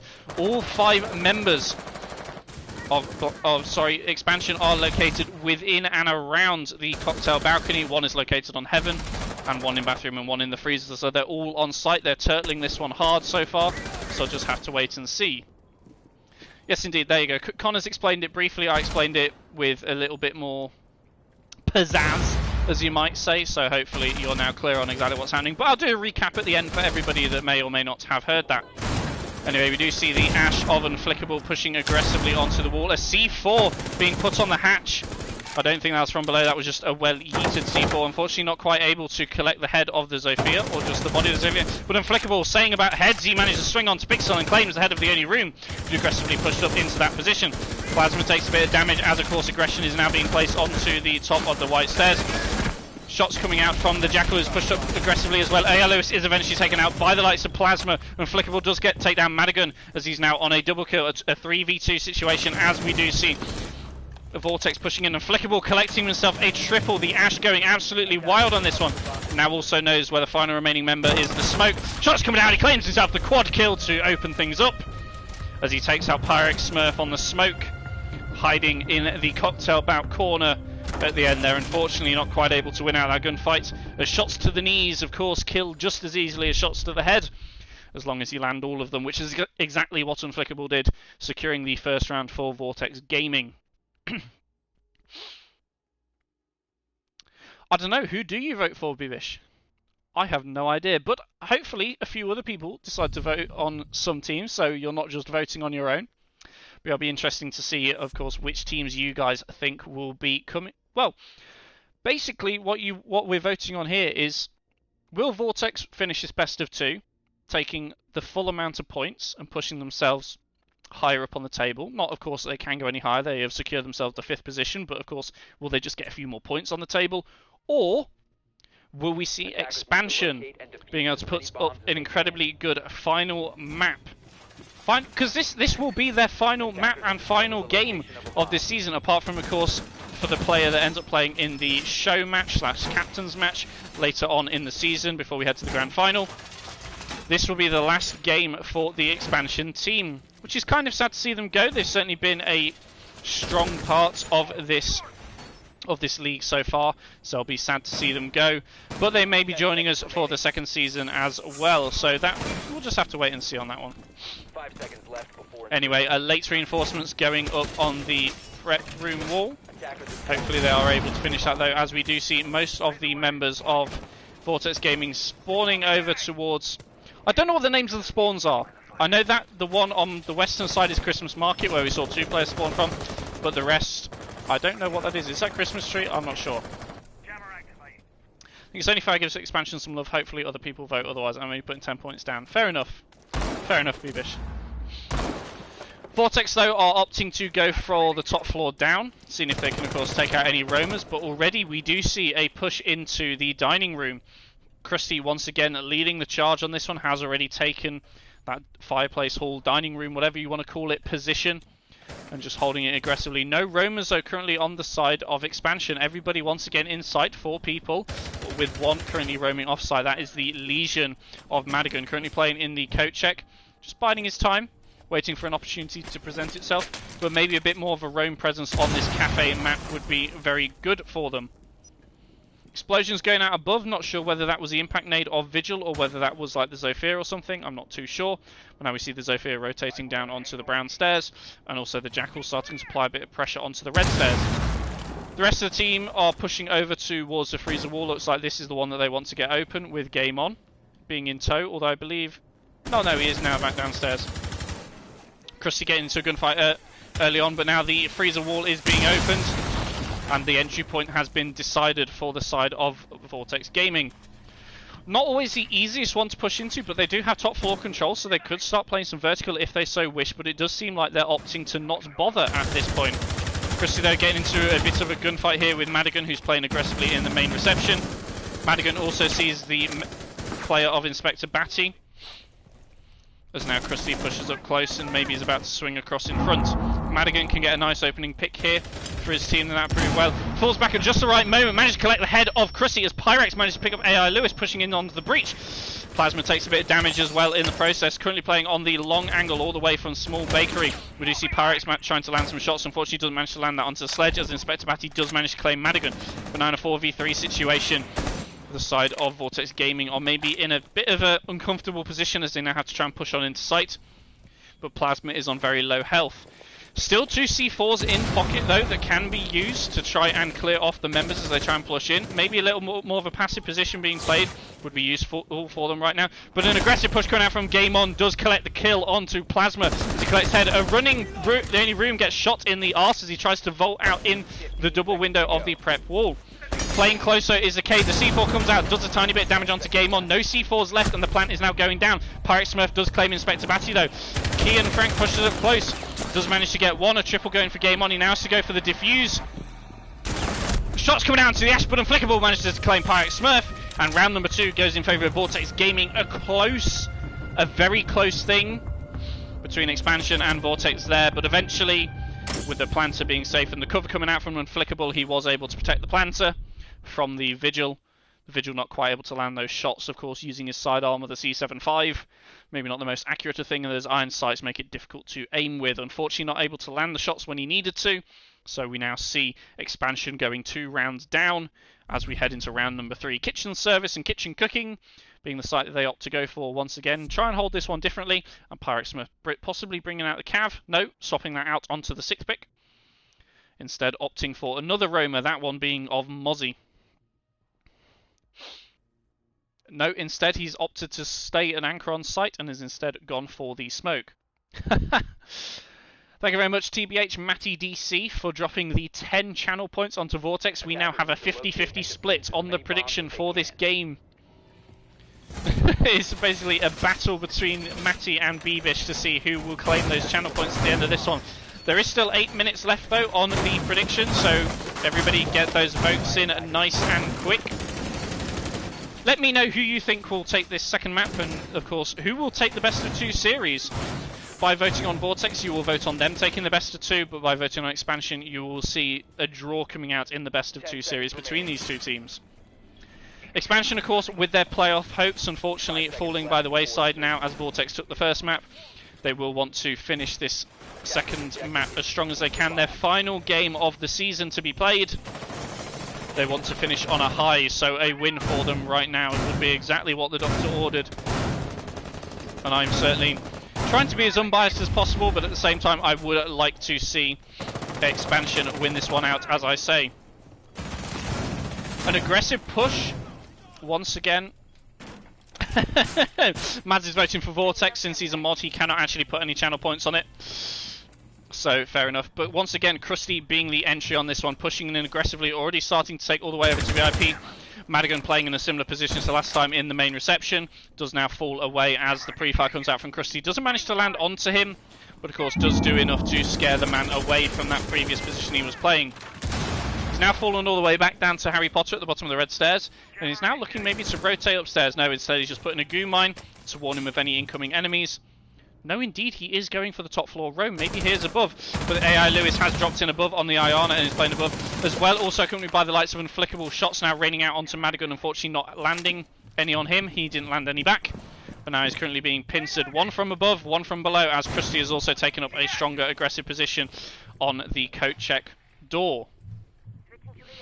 Madigan may get picked off quite easily here as he now drops into Fireplace. Or sorry, Harry Potter.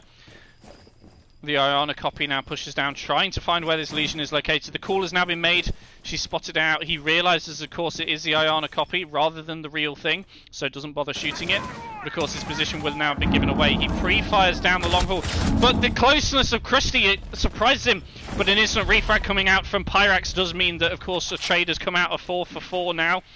4 members left on each side as Inflickable. Does take a tiny bit of damage there, not quite sure what from. Oh, he got a little bit too close to the hatch, but Inspector Batty, the long angle with that ACOG, is able to take out the likes of Pyrex Smurf, trying to swing it either with shotgun in hand or the SMG-11. Either way, he ain't winning that one. Plasma now, though, playing aggressively. No, sorry, Key and Frank.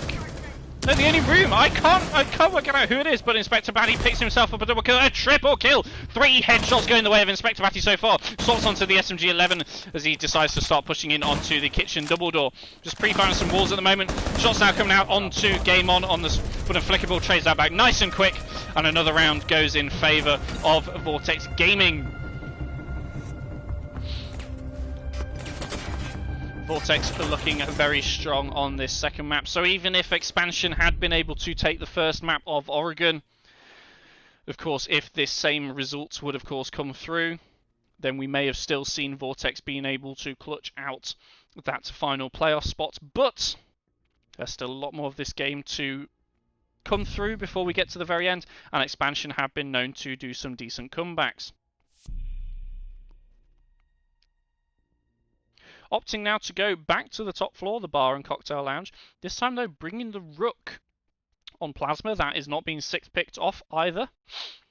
So that one will be stuck. And exactly why they're bringing that, maybe it's been bought for the 2x scope, trying to hold a cheeky long angle. That might be what they're trying to go for right here.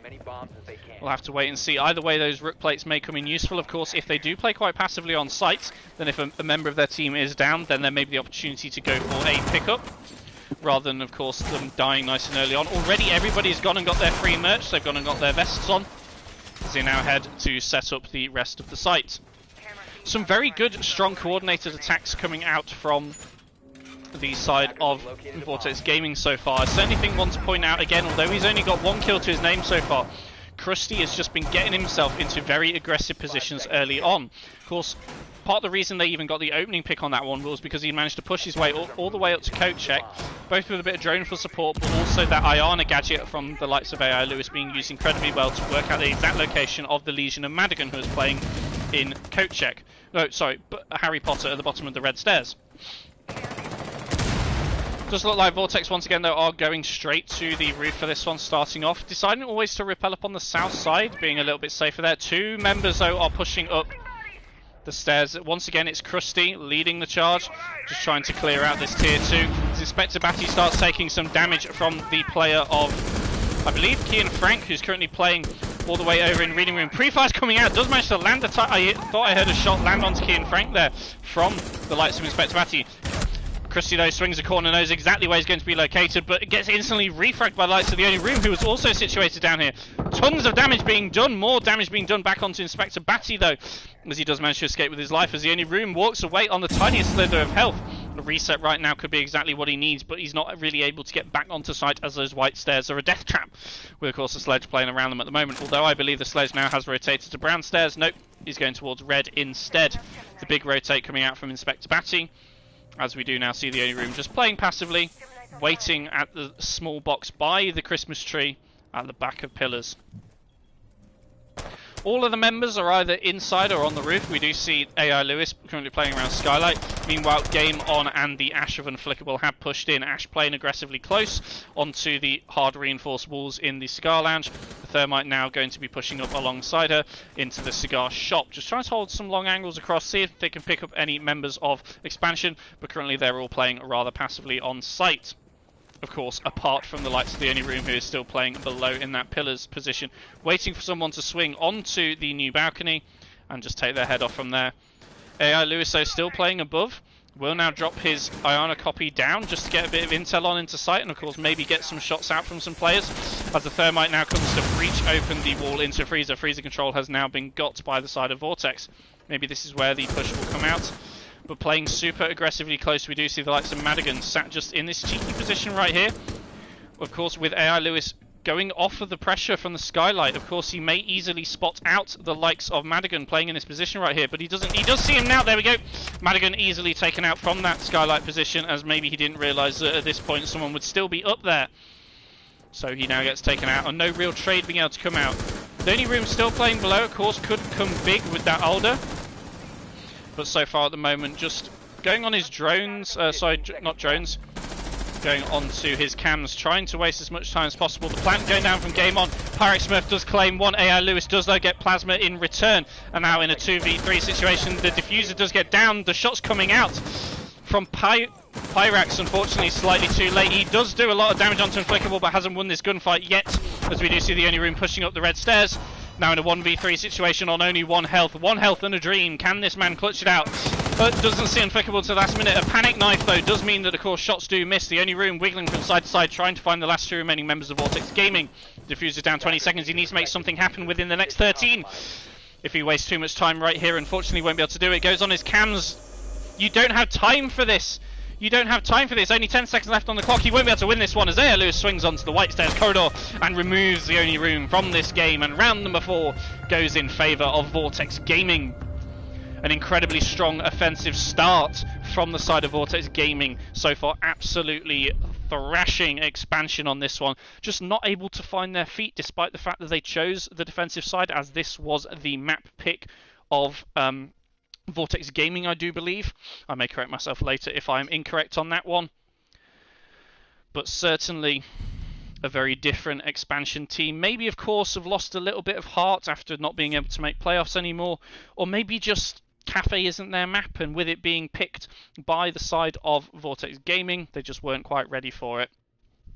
Like I said, I certainly think having the win taken out of your sails and losing on that first map of Oregon after putting up such a good and strong fight, of course, flawlessing their penultimate round that we saw against Vortex Gaming, to then only be flawless straight back for Vortex Gaming to take that final round and win that first map, taking the playoff spots away from expansion, is certainly going to dent their morale somewhat.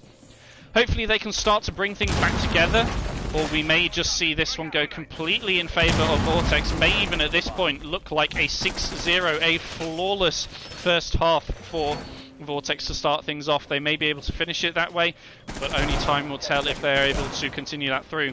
They're certainly still playing this one sensibly. They're certainly taking it slow and steady, and it's been paying off for them so far.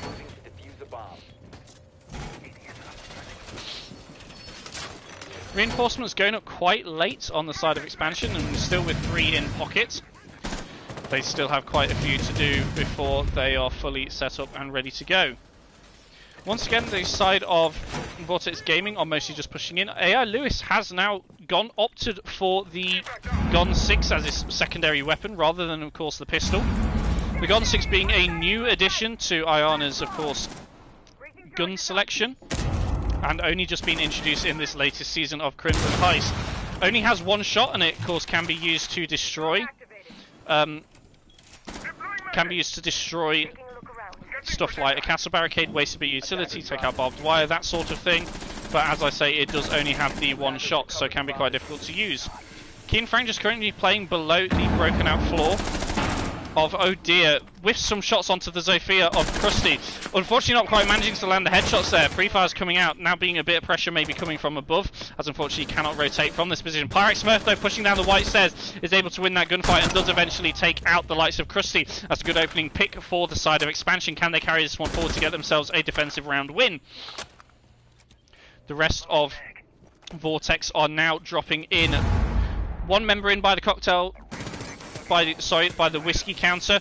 Thermite opening the freezer wall once again, and another one has pushed in to the cigar shop position. 1 remaining one on the roof once again. AI Lewis just sticking around that skylight, waiting to either push in or just pick up some unsuspecting members that are playing below.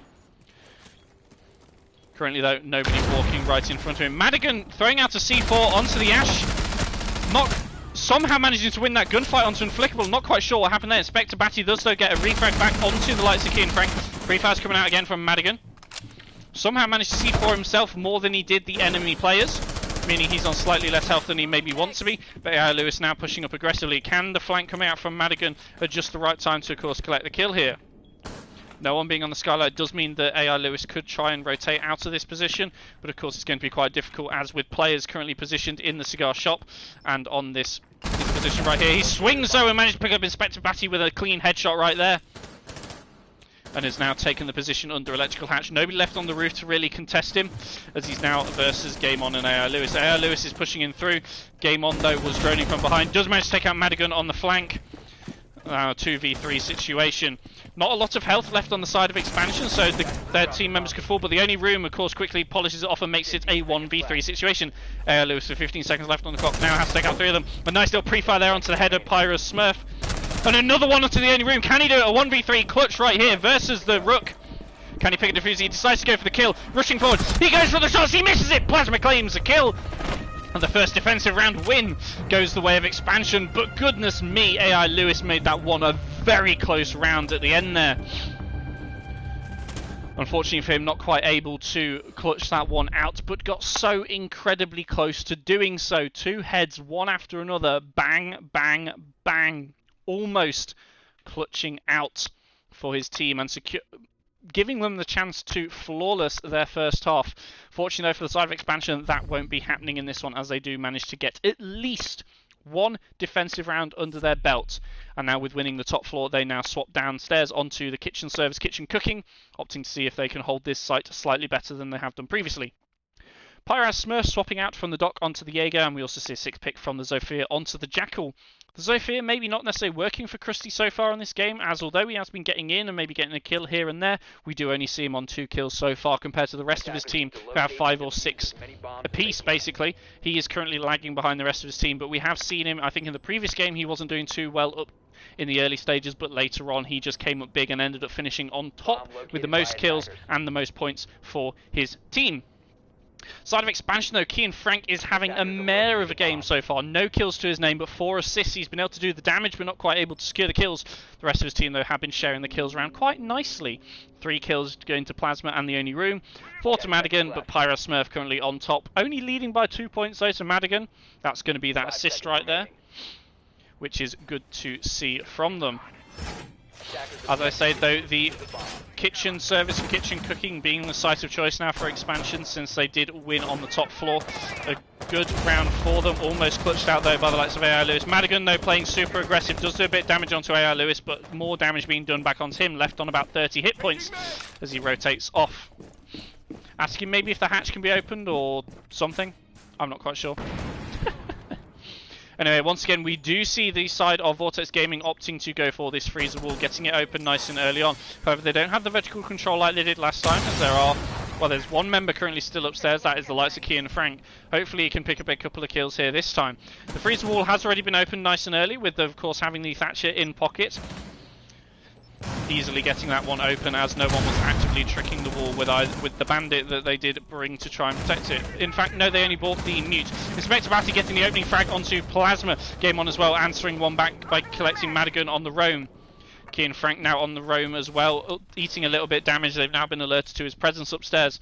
Hopefully he can maybe pick up a kill before he loses his life. But in a 3v5 situation, Vortex Gaming may just completely decide to ignore him and just push on into sight, but at the moment it does look like they are committing 2 members upstairs to try and find him and try and take out the likes of Kian Frank.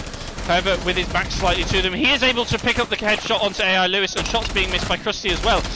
On the fireplace position, does eventually collect Kian Frank, but does take a bit of damage in the process. Pyrex Smurf does answer this one back by collecting Unflickable, who is pushing into the small bakery with a nice little headshot there. Now left in a 2v3 situation. The plant now has been going down as Game On and Krusty. Sorry, Inspector Batty had pushed on inside. Pyrex Smurf does claim Krusty on the red stairs. It's now 2v2. And the Echo drone actually coming in quite useful. Somehow not being taken out right here. Shots coming out from the Echo, trying to get through between the bomb. He can see the back of Thermite, but none of those shots actually landing. Pyrex Smurf, though, going on a rotate. Does manage to pick up Game On. More shots coming out onto Inspector Batty. Claims the head. A quad kill for Pyrex Smurf. Claiming not only the quad, but also the win. The second defensive win for his team as we head into the second half. A very well played round coming out from Pyrex Smurf. 4 of his 9 kills coming in this round alone. Man was popping off. A shout out though has to go to the likes of the Only Room. Having those Echo drones still in play and in such a position as they were did of course delay that plant as long as possible, allowing Pyrex Smurf to get that rotate done, get behind the 2 players that of course had pushed into freezer, and they just weren't ready for him. They weren't expecting Man to be right behind them, and of course they were punished for that lack of awareness, losing out their final attacking round as we now swap on to the second half of this game. Vortex Gaming are currently leading this one for rounds 2, as you can see at the top, but certainly Expansion have been putting up some good rounds. The last 2 of course going their way, one almost being clutched out by the likes of AI Lewis, but the second one did certainly look very strong from them. Did have a bit of a clutch coming out from Pyrex Smurf, but still a very good round nonetheless coming out from Expansion, trying to finish their Season 1 in their best position possible, as we now see the 2 sides swap and Vortex Gaming going onto the top floor. The setup will be going straight into the cocktail bar and lounge. And this time they have actually bought the Caviera. We do see Unflickable going on the roam with the Cav in hand. has opted to not even bother going for any reinforcements, and at the moment is just running around, making us all feel a little bit sick, so let's swap off of that one, leaving the rest of his team set up, which does mean a bit of a slow setup coming out here from the side of Vortex. Still with 4 reinforcements left to be used around and about. Unflickable, though, playing an aggressive angle over here. Pre-fires coming out from both sides. Unfortunately, though, Unflickable not quite able to land the shots onto the head of the only room. The Cap Tower is pushing forward, although he is able to land the headshot onto Madigan, taking him completely out. A very clean shot there coming out from Unflickable. He is unflickable, but he's able to flick the other team. And that's exactly what he does, claiming the head of Madigan, taking him out the game early, but not, of course, without losing a bit of health in the process. Now, of course, he will be more easily taken out later on. But it's certainly losing that player early on is going to hurt Expansion probably far more than it does losing all that health on Unflickable on the side of Vortex. Ash Charge is actually being used to open up this hatch, so only 1 left in pocket on the side of Pyrax to be able to be used onto Utility later on. Maybe a bit of a misplay right there, as the only room collects a refrag, this time onto Unflickable. Being on such low health is able to finish him off. We do see now, though, the only room opting to go outside rather than try and push at the brown stairs. A wise choice. Of course, he didn't know that there was a player sat at the top of them, but we certainly did, and this was the right decision for him going back onto the roof. The Ash, though, having used 2 of those breaching rounds, did actually have, oh dearie me, drops, and the punch hole from Krusty is easily taken care of, and his head is cleanly taken off his shoulders by Pyrex Smurf as he drops down the hatch. As I say, though, those 2 breaching rounds, now all 3 being used by the Ash, means that, of course, long-range Malusis, which are in play, are not easily being able to be taken out by the side of Vortex Gaming. Sorry, Expansion, I do apologise. Bit of a misplay there, especially since the breach charges have been bought by the Ash. And the fact that the Zofia has died as well. They do only have the nades on the side of Key and Frank playing the... playing the Iana over here. Whether the Gon 6 has been bought, I'm not too sure. We will have to wait and see later on in this one. As Pyrex pushes through the door and Elamine goes off, alerting the team to his presence in this location, but also disorientates him for a period of time, so he decides not to push any further. A lot of pressure being focused around the skylight at the moment. Maybe this is the position that they're going to be pushing in from. As Game On, though, swings from the cocktail balcony and takes their head clean off Pyrex Smurf, who was not ready for him to do that. Being on such low health, any shot anywhere probably would have killed him, but a headshot just makes sure the man is dead, and of course is technically a little bit of an overkill right there. And Malusi, though, being situated in a cigar lounge, does alert the side of Vortex to the presence of the Iana pushing up. Kian Frank is about to swing aggressively onto the white stairs, looking for the player, but playing on the floor, does manage to kill AI Lewis, who's prone on the floor with a clean little headshot there onto the Malusi. Now with only 10 seconds left on the clock, they need to make something happen right here. The only room goes in, claims himself the first one onto Game On. Now they just need the final player of Inspector Batty. Where exactly? He's hiding in Freezer. Will someone get there in time? No, he doesn't. He managed to kill it, Kian Frank, but the plant is now going down. They just need to cover this. Plasma gets in enough time. The down almost going onto the only room. Only room is killed. The diffuser is down. Shotgun blast coming out into the face of Plasma. Oh my goodness, Inspector, who's going to win this one? Plasma wins it out, eventually managing to land the shots onto Inspector Batty, keeping out of range of that SAS shotgun. But goodness me, that was an incredibly close one again. So far, Inspector Batty on these 1v1 clutches with smoke on the shotgun, unfortunately, is 0 for 2. Unable to win either the clutches that we've seen against Expansion today while wielding the smoke shotgun. And once again, Expansion are starting to bring this one back. 4 rounds to 3 now in favour of Vortex Gaming. But as we saw on Oregon, maybe one team got the advantage early on, and that may have been Vortex on Oregon as well. But Expansion was slowly able to bring this one back. Eventually, of course, it did go the way of Vortex at the very end. But maybe we might see Expansion being able to find a little bit more magic than they did previously and pull themselves forward and be able to win out this second map of Cafe. Defenders, protect your bombs from being the site being chosen by Vortex after losing, it is going to be the top floor once again, giving it a second go and hoping they can hold it slightly better. A couple of unfortunate frags, of course, going their way, and like I say, the unfortunate 1v3 clutch was not going the way of Inspector Batty this time, unfortunately. That shotgun proving can be good at times. We've certainly seen, for those of you that have tuned into this league several times before, the likes of Shag. He can be incredibly scary with this one. Currently, guys, I'm showing us offline, by the way. going on here? There we go. Hopefully everything's now back online. For some reason, my Streamlabs is showing that I'm offline. Guys, if anybody's still in chat and can hear me, please let me know if we are still online. If not, I will need to do a quick restart of the stream. Hopefully it's just my Streamlabs showing stuff funkily, and we aren't actually having any issues. But if we are having any issues, I will get them resolved nice and quick for you.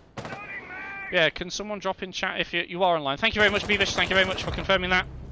An early opening kill going the way of expansion. Once again, the only room collecting that opening frag onto Krusty, who was aggressively trying to peek onto the rappels from the bottom garage door. Taken out early on is not necessarily the person that you want to be losing. Not having the best of games this time. Krusty will be beating himself up over that one. But of course, Vortex can afford to lose this one right here if they so choose to. They certainly want to win it as best they can, but there isn't anything too critical riding on this one. As the only room collects himself another kill, this time onto the game on. The Jaeger playing, I believe... Where was he playing? The Jaeger died, I'm not even sure where, to be perfectly honest. Was he playing Shaiko? Oh, I don't know where the man died. He died somewhere. He's dead. Oh, there we go. He was playing onto Skylight. Plasma collects himself another one as well, the first one of this round. And starts contesting onto Unflickable, I believe, who is now falling back off onto the pixel angle. Shots coming out on both sides. Non-landing so far, but Unflickable being on half health is in a bit of a dangerous position. And now left in a 2v5. Inspector Batty does now make it a 2v4. Certainly helping his team out somewhat, but of course a 2v4 is certainly undesirable odds as you're outnumbered 2-1. And that's very much in favour of expansion. Can they level the playing field and bring this one 4 rounds to 4? Or will we start to see a comeback coming out from Vortex? And as I say, that Unflickable claims had a Pyrax who was waiting at the bottom of the white stairs for anybody to rotate up. The freezer wall is now being opened as the first thermite goes off, and the pressure can now start being applied there should they choose to. Inspector Batty gets down by Plasma. And now it's a 1v3 with Unflickable being on about 10 hit points. The red pings are coming out, they know exactly where he is. And the only room from the Skylight claims another kill. A triple for him on the round. As we now see the scoreline drawing itself once again as it goes to 4 rounds to 4 for both of these teams. Expansion are on the comeback. Will we see them win out this second game of this best of 2 and claim back some pride after, of course, losing their chances to make the playoffs in the first game of this best of 2? Or will we see once again Vortex be able to start bringing it back at the very end to be able to clinch this one? Clinch victory from the jaws of defeat? Or will instead we see that going the other way in favour of expansion this time? They're certainly looking a lot more coordinated on their attack compared to their defence, and certainly able to get the fortunate opening picks, partially aided by some of the maybe inverted commas misplays by the side of Vortex Gaming. Of course, Krusty maybe shouldn't have lost his life so early on there with such an aggressive peak. But eventually, of course, either way, even if he hadn't lost his life early on there and played a bit more passive, I think expansion have some fire underneath them and are pushing themselves through this one. Getting, I believe, 3 rounds on the trot, which is good to see. The site now being chosen as they've lost the top floor twice. For the side of Vortex will be going to the kitchen service. And they will now be seeing if they can hold this site any better than they could the top floor. 3 reinforcements still being left on this red wall being suspiciously left unreinforced. Is that a bit of a misplay from the Vortex side? Yes, indeed, it does seem to be as Unflickable goes over starting to reinforce it off. And it does look like they are prepared for a freezer push, but they're also setting up. They bought the cap can this time. Krusty swapping onto the cap can, placing those traps around, hoping that with some misplays and some missed drones, we'll be able to pick up some early damage onto some of the members of expansion as they start pushing into sites. Second floor being taken, maybe even the top floor being taken by the side of expansion, opting to go for a top-down push. They should be able to clear this relatively quickly, as all members of Vortex Gaming are situated in sight. The only, in inverted commas, roamer will be that of Krusty, who is now pushed into the coat check position. And as Beavish has just pointed out to me in chat, and as I am of course, inclined to agree. The scoreline so far is showing very similarly to the very first game that we saw between these two teams. Maybe they're a much closer matchup than, of course, the scoreline has maybe given them credit for. As we do now see Pyrex Smurf leading the charge right here, pushing in with his Inox scanner out. Of course, being droned in by a friendly teammate. Opened up the hatch with his soft breach shotgun. Allows him to very quickly drop down in here. See some footprints on the hatch. He's going to go through and scan them for his team. Work out who they're up against. It's the Cade who went upstairs and got the hatch. A good choice on the side of Vortex Gaming to go and, of course, use the Cade to get that hatch. As they do now get the freezer wall open. Cade, that AI Lewis, that was far too late with your Cade being thrown.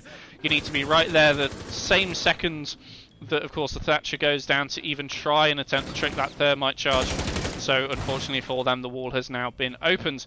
Cade being situated in a position where it does actually get the hatch as well as the wall does mean that the wall is still electrified, as it was not destroyed by the... Oh my goodness, Madigan is down above by a well-placed C4 by, I believe, the likes of AI Lewis. Not enough to kill him, unfortunately. So he will, of course, get picked up by Pyrex Smurf and is still able to have that gun in the game. AI Lewis and Krusty, though, getting back-to-back headshots. So nice opening picks for them as the attack is starting to fall apart on the side of Expansion. Still trying to push on into site. Currently a bit of a split push. You've got two members pushing over the VIP side and one member above currently trying to play those vertical angles. Madigan, though, on the vertical angles is on very low health and could quite easily be taken out right here. Not too many members of the Vortex Gaming team have actually lost any hit points, but we do see Madigan managing to get an answering frag onto the head of Inspector Batty. Don't walk into the caded hatch, Madigan, you've already on low enough health as it is.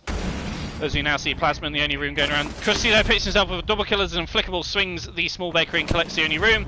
And finally, Plasma is picked off by Game On, but aggressively pushing with the SMG-11 onto that freezer breach. Secures another round for Vortex Gaming. A lot stronger defense coming out from Vortex Gaming. Certainly the better, more comfortable site for them compared to playing on the top floor. Now, though, as they have won the basement, they do have to, well, they are opting to go back to the top floor rather than trying one of the second floor sites instead. Either that of train and mining or that of dining and reading. Instead, they opt to go back for the bar and cocktail lounge on the top floor once again, trying to hold this one. For the third time, will Expansion, of course, be able to find as much ground as they have done previously and force their way in? Or will we see this one boiling down to a different result? Will Vortex Gaming eventually be able to find their defensive ground, be able to do a better hold of the top floor? We'll just have to wait and see. Maybe the aggression might be a little bit less on the side of Vortex Gaming this round, as of course I believe the aggression was what sort of bit them in the foot last time. With, of course, Krusty being lost incredibly early on to the only room. So just have to wait and see. Anyway, round number 10, and I haven't shown the scoreboard so far for you lovely ladies and gentlemen. Let's have a quick look at it. Pyrex Smurf is going big so far. Of course, getting a 4K in one of the defensive rounds, helping his team towards the finishing the first half, 4 rounds to 2. Having 10 kills on the board overall, though, from the 10 rounds. That's 1 kill a round. Very well played to him. The only room picking up 8 so far as well. Also going big for his team. Madigan and Plasma almost on the same number of kills. 5 going to Madigan, 6 to Plasma. Key and Frank, though, once again still struggling in this one. Has found 2 since we last checked the scoreboard. As he did have 0 kills on the defensive side. Has now managed to pick up 2 on the offense. But still maybe needs to do a bit more to start turning the tide against the Vortex team. As we do see Game On and Flickable and Inspector Batty all being on very similar kills, 8, 9 and 9. Going to Game On, Unflickable and Inspector Batty, 7 to AI Lewis, and finally 5 to Krusty. Maybe not having the best of games so far is dear Krusty, but maybe he will start to find his feet as we progress on. And currently, obviously finding that he's not playing very well, maybe his gun skills not working as much as it was in the previous game, so has instead opted onto those supports operators, this one being that of Echo. Excuse me. Apologies for the one. AI Lewis going for an aggressive angle onto that hatch, and maybe that was the reason why Pyrex Smurf had opted not to use the breaching charges last time. However, this time though, Lewis is ready, while last time he was not, so does get the early opening frag onto the Ash, who was maybe trying to breach charge open that hatch. A nice opening pick for Vortex might be what they need to secure the match point right here, as it does seem like a top floor clear is exactly what the Doctor ordered on the side of Expansion. One player though still just having fun elsewhere on the map is the likes of Key and Frank now finally joining the rest of his team on the top floor. The thermite of Plasma has now dropped in and is opening up the wall into Cigar Lounge, and will now start trying to egress or ingress into the site. The drone has been sent in for him to drone out Whiskey to make sure that no one's playing there. But currently 3 guns aimed in his direction from 3 different players on the side of Vortex. It's going to be like playing whack-a-mole if he pops up in exactly the wrong place right here. He is being supported by Madigan from behind, as the impact nades from Madigan's Zofia launcher are being used to get rid of that shield on the pixel angle. But AI Lewis is able to claim the head of Plasma as he swings out from the Whiskey bar. But now coming in from behind him as well, we do see now Kian Frank has dropped the hatch and is trying to apply some aggression onto here.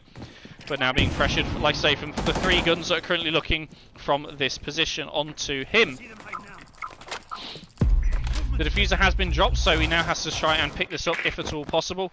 But his drone is very quickly taken out by AI Lewis, who is still playing very aggressively behind. The triple going out for AI Lewis. Shots being missed by Kian Frank. Obviously, he's not feeling it today as he does get down by Krusty. Krusty claims himself another kill. The ace is now denied for the likes of AI Lewis. As Inspector Batty runs up the red stairs to claim the final kill onto the only room. A flawless round coming out here for the side of Vortex Gaming. Maybe we're going to see this answered directly again as we did in the first game from Expansion with a flawless round in return, or maybe this is the sign of how things will end up in this final game for us of this group stage. Will Vortex be able to clinch this one out as they now find themselves on match point and opting to go for the Reading Room and Fireplace Hall as their off-site site choice, if that makes sense. Once again, the Cav being brought along, this time being brought by the likes of Krusty. Maybe he will have as much use playing it as I believe Unflickable did on their first defensive round, of course, getting that early opening frag onto the head of Madigan. Madigan has 6th picked off the Zofia onto the sledge, and we do see Unflickable swapping from the Warden onto the Vigil. Maybe expecting a Ying to be brought along on this one, but seeing that the Ying is not being brought on the side of, on the side of Expansion, means that he doesn't feel he necessarily needs it, so instead swaps onto the Vigil instead. Something that was pointed out on yesterday's EUL stream by the likes of Aces, or Ace of Pyrite, was that Unflickable playing the Vigil right here is technically, of course, playing a very, what was the word that you used? Selfish operator. As, of course, the only utility that you actually get from a Vigil is, of course, that rotate utility, of course, from the impact nades. But other than that, he's only useful for reinforcements, which, of course, since the reinforcement map pool, pre-fire from Pyrex Smurf, as, of course, the peak from Unflickable was droned out. Beautifully takes him out nice and easy there. A little teabag as well, caught on stream for the world to see. Let's go. Well played there to counter that spawn peak. But yes, Vigil is quite a selfish operator, which is both a good thing and a bad thing. He doesn't bring any utility to the table to help the rest of his team, apart from, of course, like I say, those impact nades, which maybe can be used to open up rotates. But, of course, once he's put up those reinforcements, which aren't as crucial now, because there is a reinforcement pool, he doesn't even need to do them. The only thing he does bring, like I say, is those impact nades. Unless, of course, you opt for... What is it? Is it the bulletproof camera that he brings? I'm not quite sure. Pyrax Smurf droned out the likes of Game On there on the cocktail balcony, just drops from the skylight and pre-fires him straight through the wall. More red pings coming out this time onto Krusty, who was playing upstairs as well. Manages to allow Plasma and also Pyrax to claim that kill together. Pyrax now, though, playing the vertical angle that was opened up by the attempted C4 by the likes of AI Lewis, but now AI Lewis and Inspector Batty now find themselves in a 5v2. Will this be the flawless round as I anticipated we may see coming out from the side of Expansion? Will they absolutely pop off and go mad on this one to claim themselves another victory and take them one step closer to the overtime in this game? Madigan, there you go, gets himself another kill, and now it's a 1v5 for Inspector Batty. What can he do right here? He's been spotted by the Lion charge coming off, and shots from behind the only room, claims the kill, and indeed a flawless round coming out from the side of Expansion. The aggression working out very well for them this time. Some very good drone work as well coming out from their team, allowing them to get 2 very easy early picks that Plasma was the one able to pick up on those kills. we now find ourselves once again still on match point, but a almost identical, I think it is an identical scoreline as we saw previously. Slightly different exactly how we got here, but the identical scoreline to what we had on the previous match. These two teams are incredibly closely matched, even though, of course, we have seen Vortex come away with the win on the first map.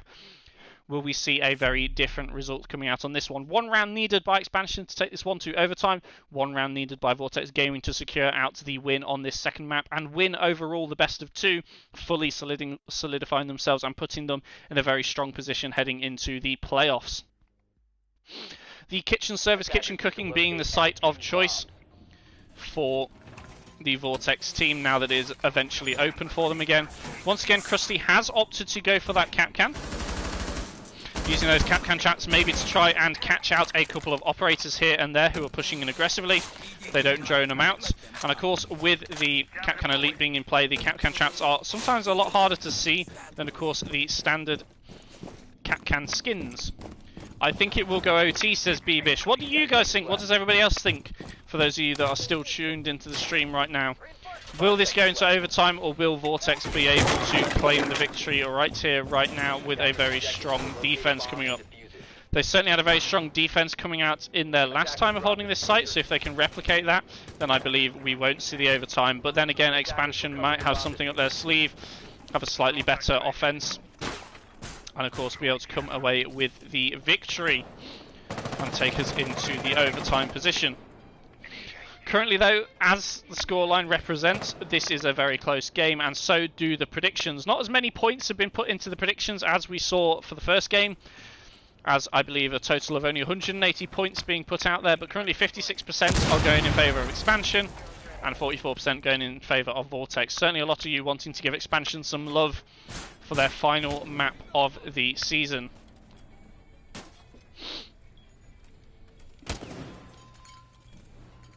Once again, a close roam being employed by the side of Vortex Academy.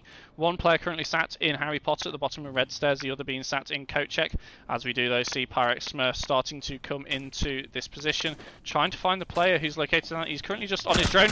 Does pick up the kill onto Krusty, does pick up the second kill onto Unflickable. That's massive for the side of Expansion. Pyrex Smurf just getting in so early and managing to have the intel to take out those two players.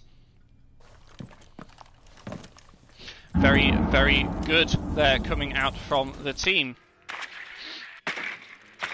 1 second, ladies and gentlemen, I just need to check something. That's not what I wanted to do. I just have a little issue with my... There we go. So I have a little issue once again with my Streamlabs, so I'll get that one sorted out for you in a second. I want to be able to see this one properly. There we go. Oops. Anyway, Inspector Batty was able to finally put down Pyrex Smurf on the floor to stop that aggressive push, and also a kill went the way of Vortex as well, taking Plasma out, putting us back into a 3v3 situation. Most of the players of Vortex are still located close on site, as once again the freezer wall has been open nice and early, using of course that Thatcher that they still had available. Plasma was able to get it open before dying. It looks like maybe after he got the wall open, he did die to that long angle being held by probably the likes of AI Lewis. Bomb located by attackers. AI Lewis though managing to get a cheeky little headshot onto Kian Frank. Madigan being in the down but not out state as well. Above probably a C4 that was launched through, or just shots coming through the floor, meaning that the only room is now left in a 1v3 situation. He's just going big, or he's going home right here, pushing him through. Doesn't quite see the Cade though. The shots ring out, and once again the exact same result from the first map goes in favour of Vortex Gaming, winning this best of 2, and the second map 7 rounds to 5. A very, very good game coming out between these two teams right at the very end. And certainly a good way to end. Certainly Expansion can be very proud of the games that they played today. Although they did end up losing them and they have not made playoffs, they certainly haven't played badly. They have played incredibly well today. To even be in with such a fighting chance for playoffs was incredibly well played from them. So let's all give a round of applause to Expansion. Very well done. Shame you won't be seeing us in playoffs this season. Unfortunately, that spot has been secured now by the side of Vortex Gaming. So, very exciting matchup there between those two teams. A lot closer than maybe a lot of us would have anticipated today. But certainly, because of that closeness, they gave us some incredibly good siege to watch between these two teams. I enjoyed it. It was so much fun to cast for you guys today, and thank you everybody for tuning in. So just to get a bit of, in inverted commas, admin out of the way, to summarise what we have seen today in our best of two, we saw Vortex Gaming take on Expansion for the final game of the group stages, which saw both of these teams going in with an equal, well, almost equal chance of making it to playoffs. Expansion needed the win of the best of two to see themselves through into the playoffs and clinch that final spot. Vortex Gaming, though, only needed the 1 point from a draw to secure themselves that very same position. They were able to do so, managing to win out the first map, 7 rounds to 5. It got very close, but eventually Vortex were able to come through, clinching out that victory and securing themselves the playoff spot. There was still a best of 2 to be played, and we did see the second map come out of Cafe. It did look strong for Vortex Gaming early on, but Expansion were able to bring it back in the second half when they swapped onto their attack. But unfortunately for them, it ended very much the same way as it started, with the likes of Vortex Gaming taking the second map. It's taking the second map 7 rounds to 5, which sees Vortex Gaming securing the full 3 points from this best of 2, basically solidifying themselves with that playoff spot, but also making a statement as they are about to head into playoffs. Anyway, to give you guys a quick rundown of what is going on in the playoffs. So, we find ourselves with the top of the league looking as such. In first position, we see RNS, who have secured themselves the basically free pass straight into the grand final versus the winner of both the quarters and the semis. They have done so with 22 points, 7 wins and 1 draw going their way, the only draw being to that of Black Angels, who find themselves in second place, the first of the playoff positions. They saw themselves securing this position with 18 points to their name. That went 5 wins and 3 draws. Also no losses going to their name, so they remain undefeated as they head into playoffs, same as RNS. Can Black Angels carry this through? And will we see RNS take on Black Angels in the grand final? Who knows at this point. In third place, we find Counteract. 17 points to their name, 5 wins, 2 draws and 2 losses made them result in that scoreline that sees them secure themselves third place. They will be taking on the 4th position team, which is Paradox Gaming. They secure themselves the 4th position with 14 points. 4 wins, 2 draws and 3 losses was all that they needed to get those points to secure that position. They will face off against Counteract either on Thursday at 7 PM or Saturday at 7 PM. Stay tuned on the Discord for when that will be happening, and I believe it is being casted by the likes of Y Joshua. So if you haven't already, go over and drop him a follow.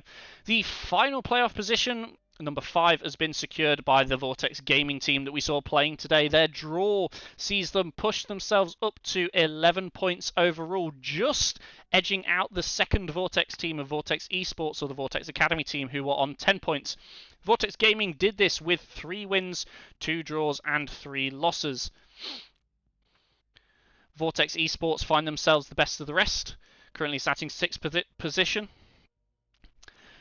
But as I said, we have just covered the playoff spots. Now we move into the bottom 5, positions 6 through to 10. These guys, unfortunately, their season 1 ends right here, right now, and it'll be unfortunate to say goodbye to them, but hopefully some of them will stick around and join us for our season 2. They are as follows. As I've already said, in 6th position we have Vortex Esports getting 10 points throughout the group stages.